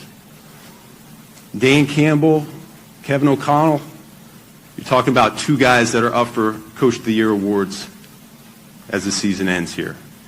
And to be quite frank with you, I kind of enjoyed beating Matt LaFleur twice a year. I don't love that look. I'm just, because why are you haven't done a damn thing yet. You didn't beat Matt LaFleur as a head coach. You beat him as an offensive coordinator. Congratulations. This is that weird bravado thing that so many people have talked about with Ben Johnson. Ben Johnson likes to take a lot of the credit for the success in Detroit, and I'm not about that. Take credit for the success of the offense. Right? But you also had an elite defense until they lost just about everybody on that unit. I like Ben Johnson. It's a good hire. I am a little worried that he's the next Matt Gase. I'm a little worried that he is crazy eyes. I'm a little worried about that. And then we're still stuck with George McCaskey. The first words out of his mouth were, "I want this job." The last thing he said before we turned off the camera was, "Did I tell you that I want this job?" I was especially struck, and he referenced it in his comments, that this is the toughest division in football. And he wants to be here. He wants to go up against Campbell, LaFleur, and O'Connell, and wants to succeed in the toughest environment possible. I was very impressed by it. George, if you could take a walk on some thin ice on Lake Michigan this spring, that'd be appreciated. So because he wants the job, we got to hire him. What are you, the AFC North with this toughest division in football thing? I'm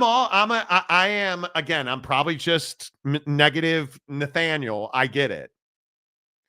And I understand this is introduced the next legendary guy for the Bears. I get it. Let's win a game and then we can talk a load of junk. Let's win the division. Then we can talk about how tough the division is. Because this division turned out not to be such a tough division. What do you mean? How is it not a tough division? Because the Bears and Packers were very average teams. The Vikings were slightly above average until, the playoffs, and then they looked like sheep. And Detroit was so injured that they were playing with one hand tied behind their back. My opinion is it's good when it's good, but I thought the division was pretty average this year. Right. And I thought Detroit was really good. I thought the injuries hurt him in the postseason. I think we found out who Sam Darnold is as a postseason quarterback until he proves he's not. Jordan Love is not an elite quarterback in this league, even though he's paid like it. Right. Bears didn't have a head coach, didn't have an offensive coordinator, didn't have anything. Would you rather be the Bengals, Browns, Ravens, and Steelers, or the Packers, Bears, Vikings, and Lions? Yeah, I think the AFC North is that's the Ravens division till the end of time. And I don't know. I guess this came off just a little bit differently to me. I like that he embraces the division. I think that yes, he was the coordinator, but his offenses were lethal. And to me, I would rather have a guy that's embraces the energy and is about it than a guy like Eberflus or any of these other jamokes that have, been the head coach for the last 10 years, trying to tell us that they're just so enamored with the city and, oh, it's great. And the Bears are a historic organization. Ben, to me, came across as, yes, a little bit weird. Yes. But I'm glad that he embraces that rivalry, because for a decade, the Packers and Aaron Rodgers have told us how much better they are than the Bears. So I would love nothing more than for Ben Johnson to come in, get this offense right, and to go out and, embrace that and talk junk for sure. Yeah. Like the Bears could use a little bit of that energy. Where's Dennis Allen? Where's your staff? I need to see it.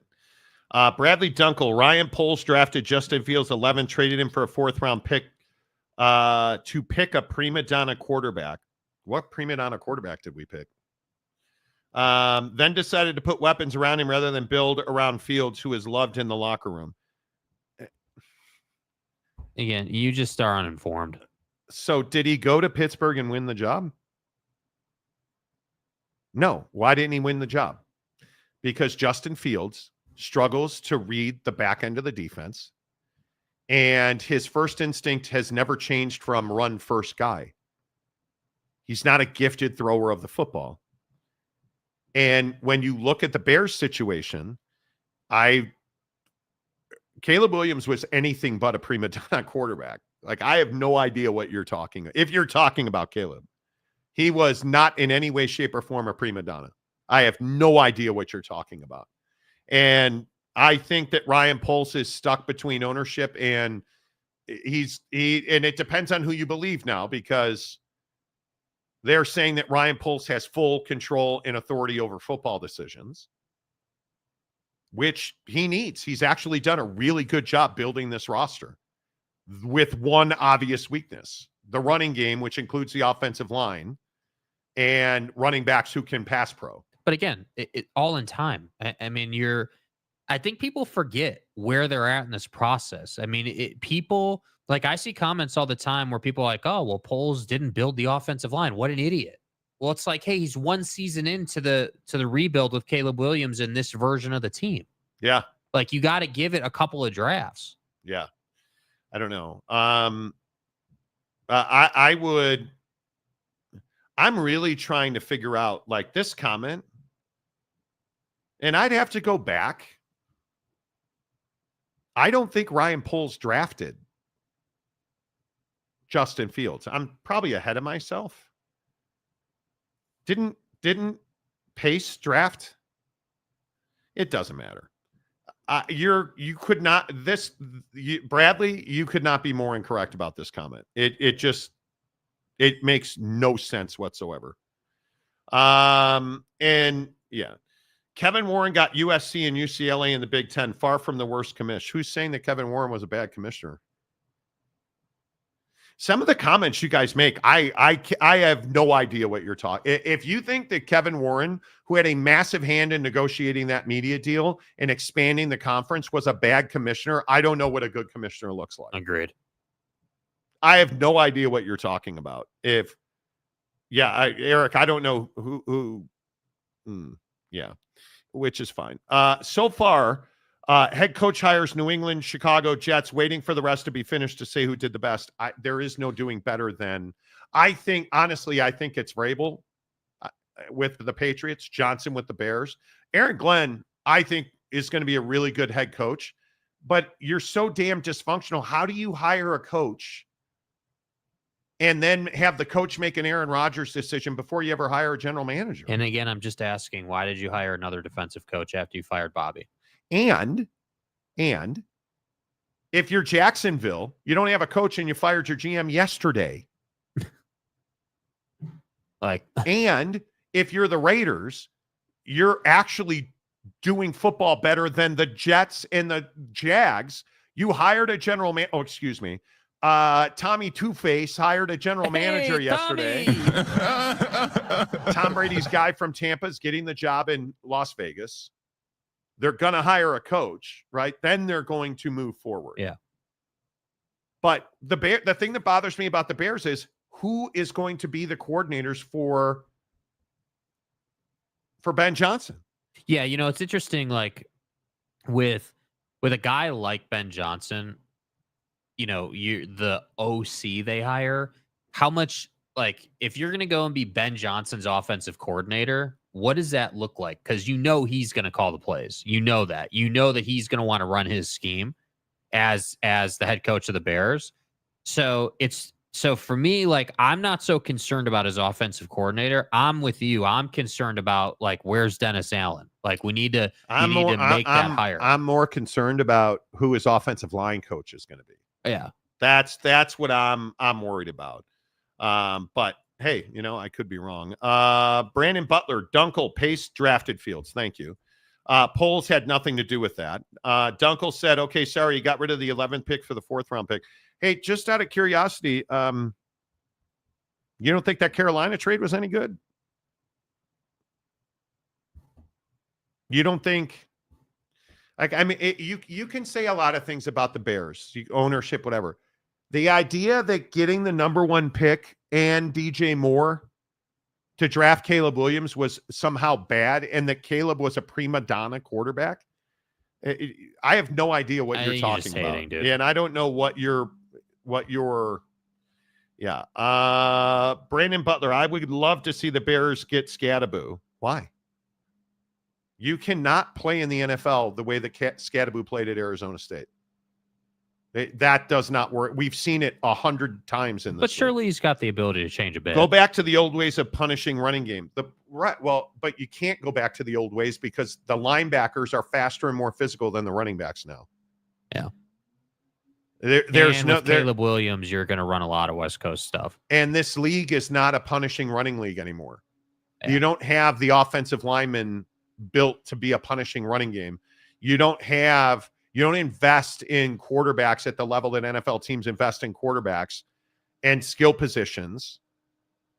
And even though you have $69 million in cap space, you don't. That's just not how you win in this league. If you look, Kansas City has no running game. You look at the way that Tommy won in Tampa and Indiana or in New England. Those weren't brutal running games. They were capable of running when they needed to. How'd that work out for the Ravens, bro? And but the Ravens don't have a guy that can throw the football competently. No, but my point is that's exactly what I'm saying. I'm saying that the Ravens prioritize the running game, right? They've got a quarterback that is better at running than throwing, and they have Derrick Henry. And so everyone thought, hey, well, this is going to be a power running team. And obviously, Derrick had a great year. Lamar had a great year. But when it comes down to winning, the Eagles are the best example of this. When Jalen Hurts is right and that deep ball is working, they're really tough to beat, man, especially now that they have Saquon and they embrace Saquon. But I think to your point, it's not like Saquon's running dudes over. Derrick Henry stiff arms a lot of guys, but it's not the old, like, just go through the A gap and just blow people up and that's how you're going to get by people anymore. It's much more of like, hey, the teams who run the football have an offensive line that can create the hole and put their guy in a position to win the one-on-one battle with the backer. And that's where I say, hey, like, the Bears need to beef up that offensive line. There's no question about it, but they don't need to beef it up to create, a 1,500-yard back. They need to beef it up to create, hopefully, like an 800-yard back, but a great passing game. Yeah. And that's what needs to happen. Wasikowski, Scotty Montgomery is rumored for the OC in Chicago. That would be a terrible hire. I mean, and listen, I understand guys need second chances. He's on like his 5th chance. Not a good head coach. Didn't he get fired at Maryland? And now he's a running backs coach. But again, Ben Johnson's your offensive coordinator. So, Joey B, thanks to Mrs. Monty, I'm now criticizing wardrobe choices on HGTV house hunters. Yeah, we do it all the time. Mark Andrews choked. Exactly. Zonka and Riggins as big as old linemen back in the day. It would be amazing if we could bring Walter Payton and Keith Van Horn back to the Bears. The Bears, the monsters of the Midway. It's not who the NFL is anymore. Yeah. And I would love to see, to Brandon Butler's point, I would love to see, I would love to see a bruising running game win a Super Bowl. You've got to have a quarterback who is capable of standing in the pocket and delivering the football. You have to, I think it's a program thing. You have to be able to keep your guys healthy. Yeah. And you have to score 30 points a game. Because every other offense is going to score 30 points a game. And I think it's what's interesting about the Commanders, right? Like the Commanders are not a great run defense, and it's why I think they're gonna give up a good bit of points to the Eagles, because the Eagles are gonna run it right down their throat most of the game. Yeah. But what's interesting is the Commanders have said, hey, we'll sacrifice run defense for scoring offense. They've made that choice, and that's what I'm interested in with Ben Johnson and the staff he puts together and how they go about it. What will the new weakness of the Bears be? We'll see. Mile High Phil, morning, fellas. Been busy working all morning, so getting a chance to chime in here. But the days of John Riggins are over.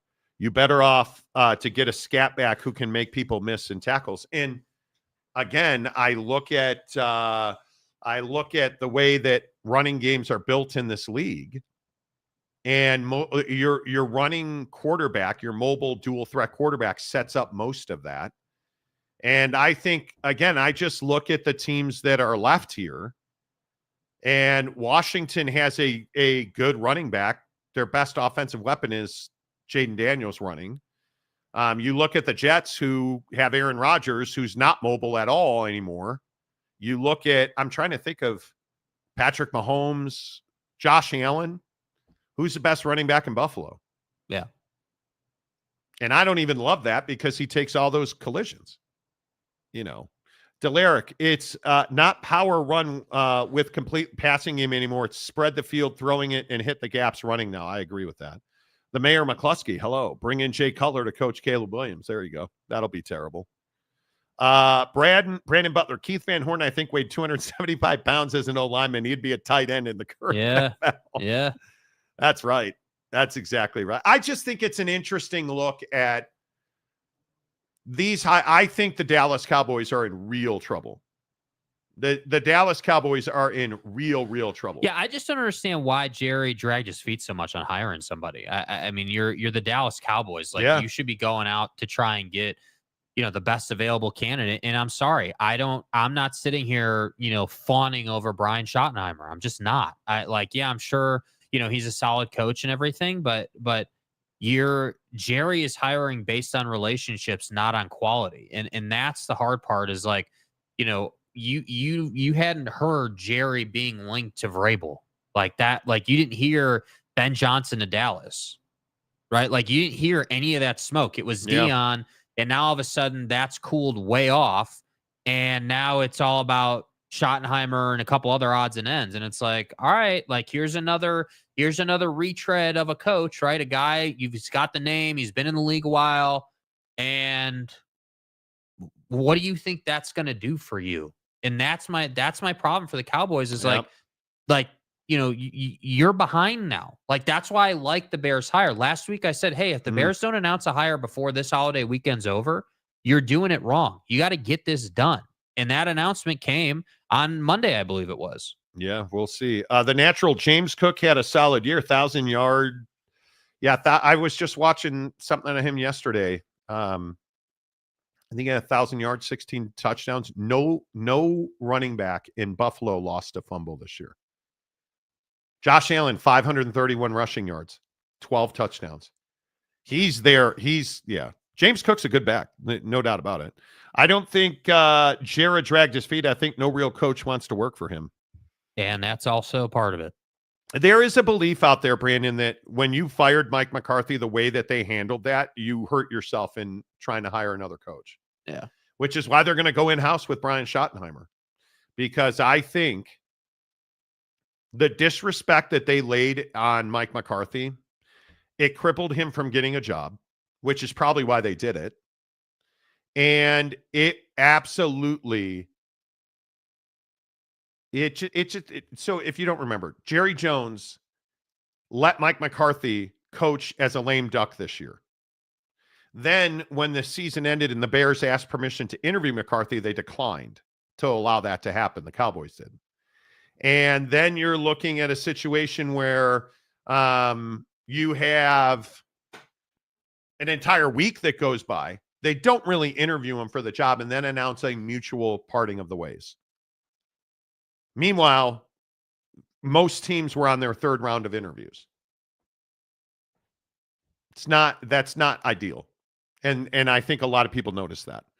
And I think that it's very interesting that Deion Sanders, the belief around the NFL is that Deion Sanders cooled on that idea. Because Jerry Jones really wanted to hire Deion. And I think Deion chilled on that idea. But who knows? Who knows? Jera once again proves he cares more about headlines and his boys more than results. We'll see.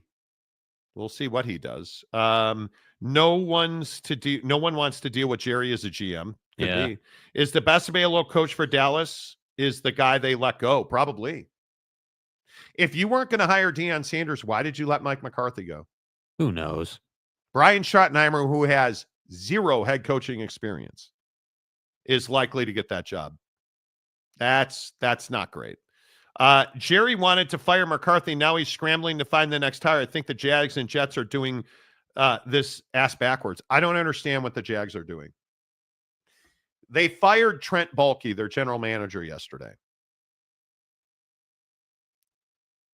The hiring cycle is over in the NFL. Yeah. Like the two best guys are gone. Actually, the three best guys are gone. Vrabel, Johnson, and Aaron Glenn, who I think were the three best available guys. Totally. Where do you go now? Now you're going to take a risk. And I don't know how you fix that. Because now in Jacksonville, and maybe they're going to be Jets. I don't know. Maybe you're going to hire a coach before a GM. That's a horrendous way to do business. Uh-huh. You need to hire a general manager, let that general manager do a full-scale head coaching search, and then let him hire a head coach. But guys aren't doing that. And I don't understand that. No way Jerry would give up the power to let Deion be Deion. I think he wanted to hire him. I do. What's interesting about the Cowboys is that late in the season, they won like 4 of their 5 last games, and Jerry was publicly giving support to McCarthy. Then he got canned. It makes no sense that you did not allow him to interview for the Bears job. Yeah, I mean, it makes you look petty. It makes you look like you just wanted to spite him. Brandon Butler, I think Baalke should have been let go before Peterson because I don't think coaches want to work for Baalke. Khan has no idea what he's doing as an owner.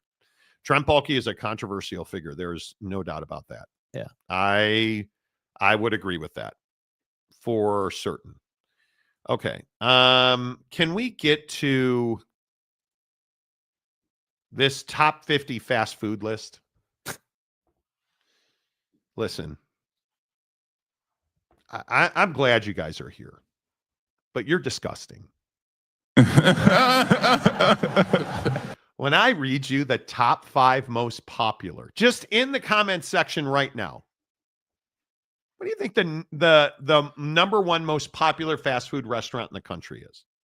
Well, I think most people are going to say McDeezy, but what do you think it is? I would go McDeezy too. There's just so many of them. You see them everywhere. It is McDonald's. Okay. Starbucks is number 2. Really? And last year, it was number 1. Starbucks is considered fast food? Apparently. And then we get disgusting. And it's things... I lose faith in America. And listen, I understand not all of us can live on the Gulf of America. Right. Not all of us... Such as in like... Yeah, not all of us are able to go to never mind. When you have Chick-fil-A as the number 3... most popular fast food restaurant, I hope you're pissing blood today. I just I just cannot imagine. I cannot imagine that you're eating Chick-fil-A at this rate. You want to know what's worse? Where's Oak State James, who said on YouTube and Twitter is my butthole is bleeding? That's a quote. That's not conjecture. That's a quote. Taco Bell.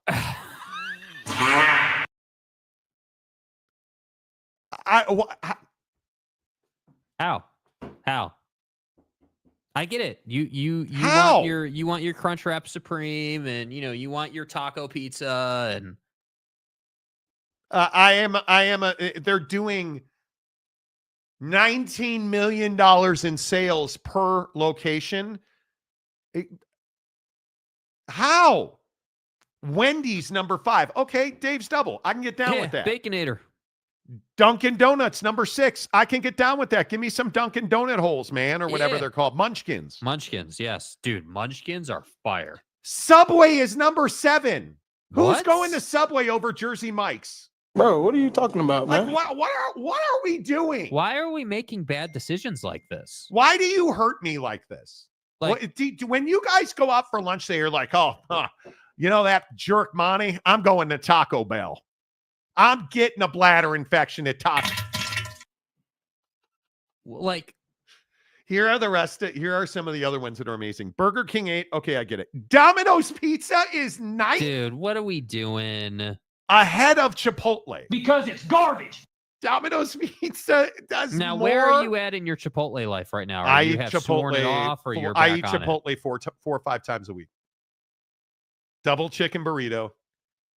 Brown 4 rice. or 5 times a week now. Shut up. Double chicken burrito. Don't judge me. Brown rice, black beans, pico, and queso. I know it's queso. Queso. Realistically, I probably have 3 burritos a week at Chipotle. Huh. Because I found a guy. He is my burrito Mensa. Is that he is Mensa level burrito maker. Macaque. He's my namaste MFer on burritos. He is my Mr. Miyagi. Yeah, he wraps your meat, huh? He is absolutely. You should watch that guy, the strength in that man's knuckles when he's rolling a burrito. There's nothing more stimulating than watch a dude roll a burrito, and then you shove that thing in your mouth, and you're just like, this is what ecstasy really feels like. Daddy. Right? And so when you find your Mensa, your Miyagi, your lover boy, to roll your burrito, when you find this dude to roll your burrito, stay hard. You go there. You do that. You stare at his knuckles like they're the only thing that matters in your life. Because let's be honest, if you get a poorly rolled burrito at a Chipotle, your life sucks. It's over. It's fucking A. Your soul dies the minute somebody rolls you a bad burrito. Dude. Oh. Wow. I feel like I might have gotten carried away there. Might have? Here's one that's really interesting to me. Panera Bread is 11th? Is Panera Bread still a thing? Pizza Hut doing millions of dollars less in sales than Domino's? Here's one that is really shocking. Jack in the Box is 19th, but Sonic is 13th? Okay, I haven't been to a Sonic And you want to get really crazy? Who the hell is eating at Panda Express? My wife, we have quite a few Panda Expresses around the crib. That's my house where I live. My point is, my wife is like, oh, dude, do you know they're doing orange chicken burritos there? No. And I think she's kidding, because I don't think she would even consider putting that in her mouth. That came out wrong. Wow, my dude. point is, wow, I don't think she would seriously consider eating an orange chicken burrito from Panda Express. They have orange chicken burritos. If you're eating at Panda Express, you got to check it before you wreck it. Dude, that just looks gnarly. You're telling me that Whataburger is 22nd. Jersey Mike's 25th. You Dude, you guys are dumb, dude. Buffoons. Like, Subway what? is 7th. Subway is 7th. And you're telling me Jimmy John's is 28th. Jersey Mike's is 25th. And you're telling me that Subway is 7th. Listen, have you no soul? Listen, I know that you guys like the meatball sub at Subway. I get it. I understand. This is ridiculous. Like, Jersey Mike's is superior. Del Taco 43rd. What are the people saying about this? That they like Del Taco far less than Taco Bell. Zona Tucson, Subway sucks ass.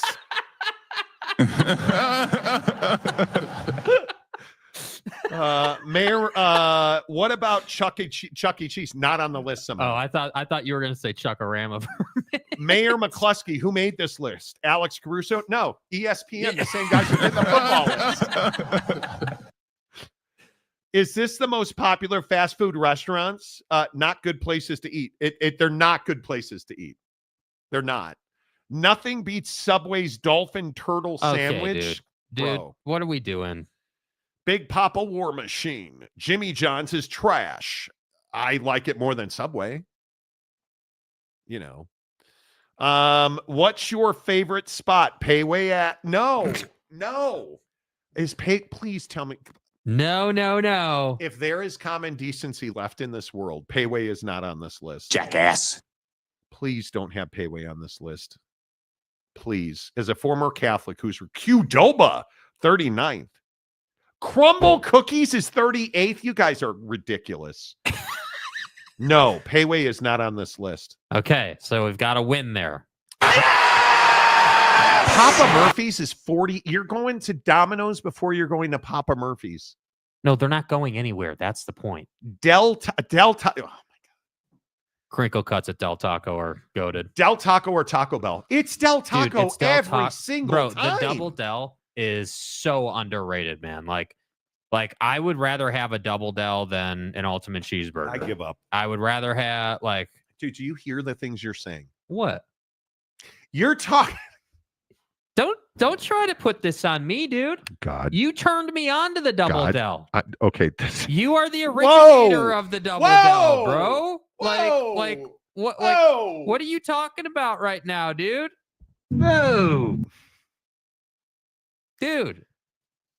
God. Now listen, this is the guy that when you go to an Italian place, he'll ask them if they have chicken burritos. Right. Take that with a grain of salt. This dude gets a chicken burrito everywhere we go. Uh-huh. But I don't disagree that Del Taco makes a good double cheeseburger. I'm not going there for a double cheeseburger, dog. Give me their chicken burrito thing that is. Ain't no reset. Give me their crunchy taco. I haven't had Del Taco since it's got to be almost a year now. When's the last time we had Del Taco? It's been a long time. The only fast food I eat right now is Chipotle, and if that really is. The ultimate cheeseburger is supreme. Oh, my God. It is. It's very good. So good. Philly cheesesteaks, not bad. Jack in the Box should be number 50 because of the infamous E. coli burger with a large side of botulism. Okay, dude. Dude, it's so good. Zona, yes, Jack in the Box is amazing. I think Whataburger is largely underrated, and you need to mea culpa that. Okay. You need to mea culpa that. What is it you hate about Whataburger? I just didn't love it. Like, their fry game was mid. Like, the burger itself was just Like, maybe it was just that location. Big Papa War Machine. I'm sad Del Taco failed in Texas. Now I got to kill myself with Taco Casa, dude. Which almost always, no matter which one I go to, has a hair in it. So why do you keep going? And we wonder. Yeah. We wonder about, Delaric, I would go to Del Taco if we had one. Closest one is 125 miles away. Well, just treat it like James does, Yeah. 125 miles to get to the promised land. Dude, how is Buc-ee's not on this list? It's fine. Yeah. It's fine. It is what it is. I love you all professionally. Thank you for being here. Please stop eating at Taco Bell. Unless they want to advertise it, I'm going to tell you to eat that. Yeah, Taco Bell's incredible. The Mexican pizza every day. Dude, their cheese fries, incredible. The fact that they sell chicken nuggets at Del Taco. Nuggies. I'm sorry. The fact that they sell dino nuggies at... You guys, I ordered 10 pounds of Impossible chicken nuggets yesterday. And I'm not sorry, and I'm not embarrassed about it. Ketchup or ranch? Your mom. Until tomorrow, say goodbye, Jake. Goodbye, Jake.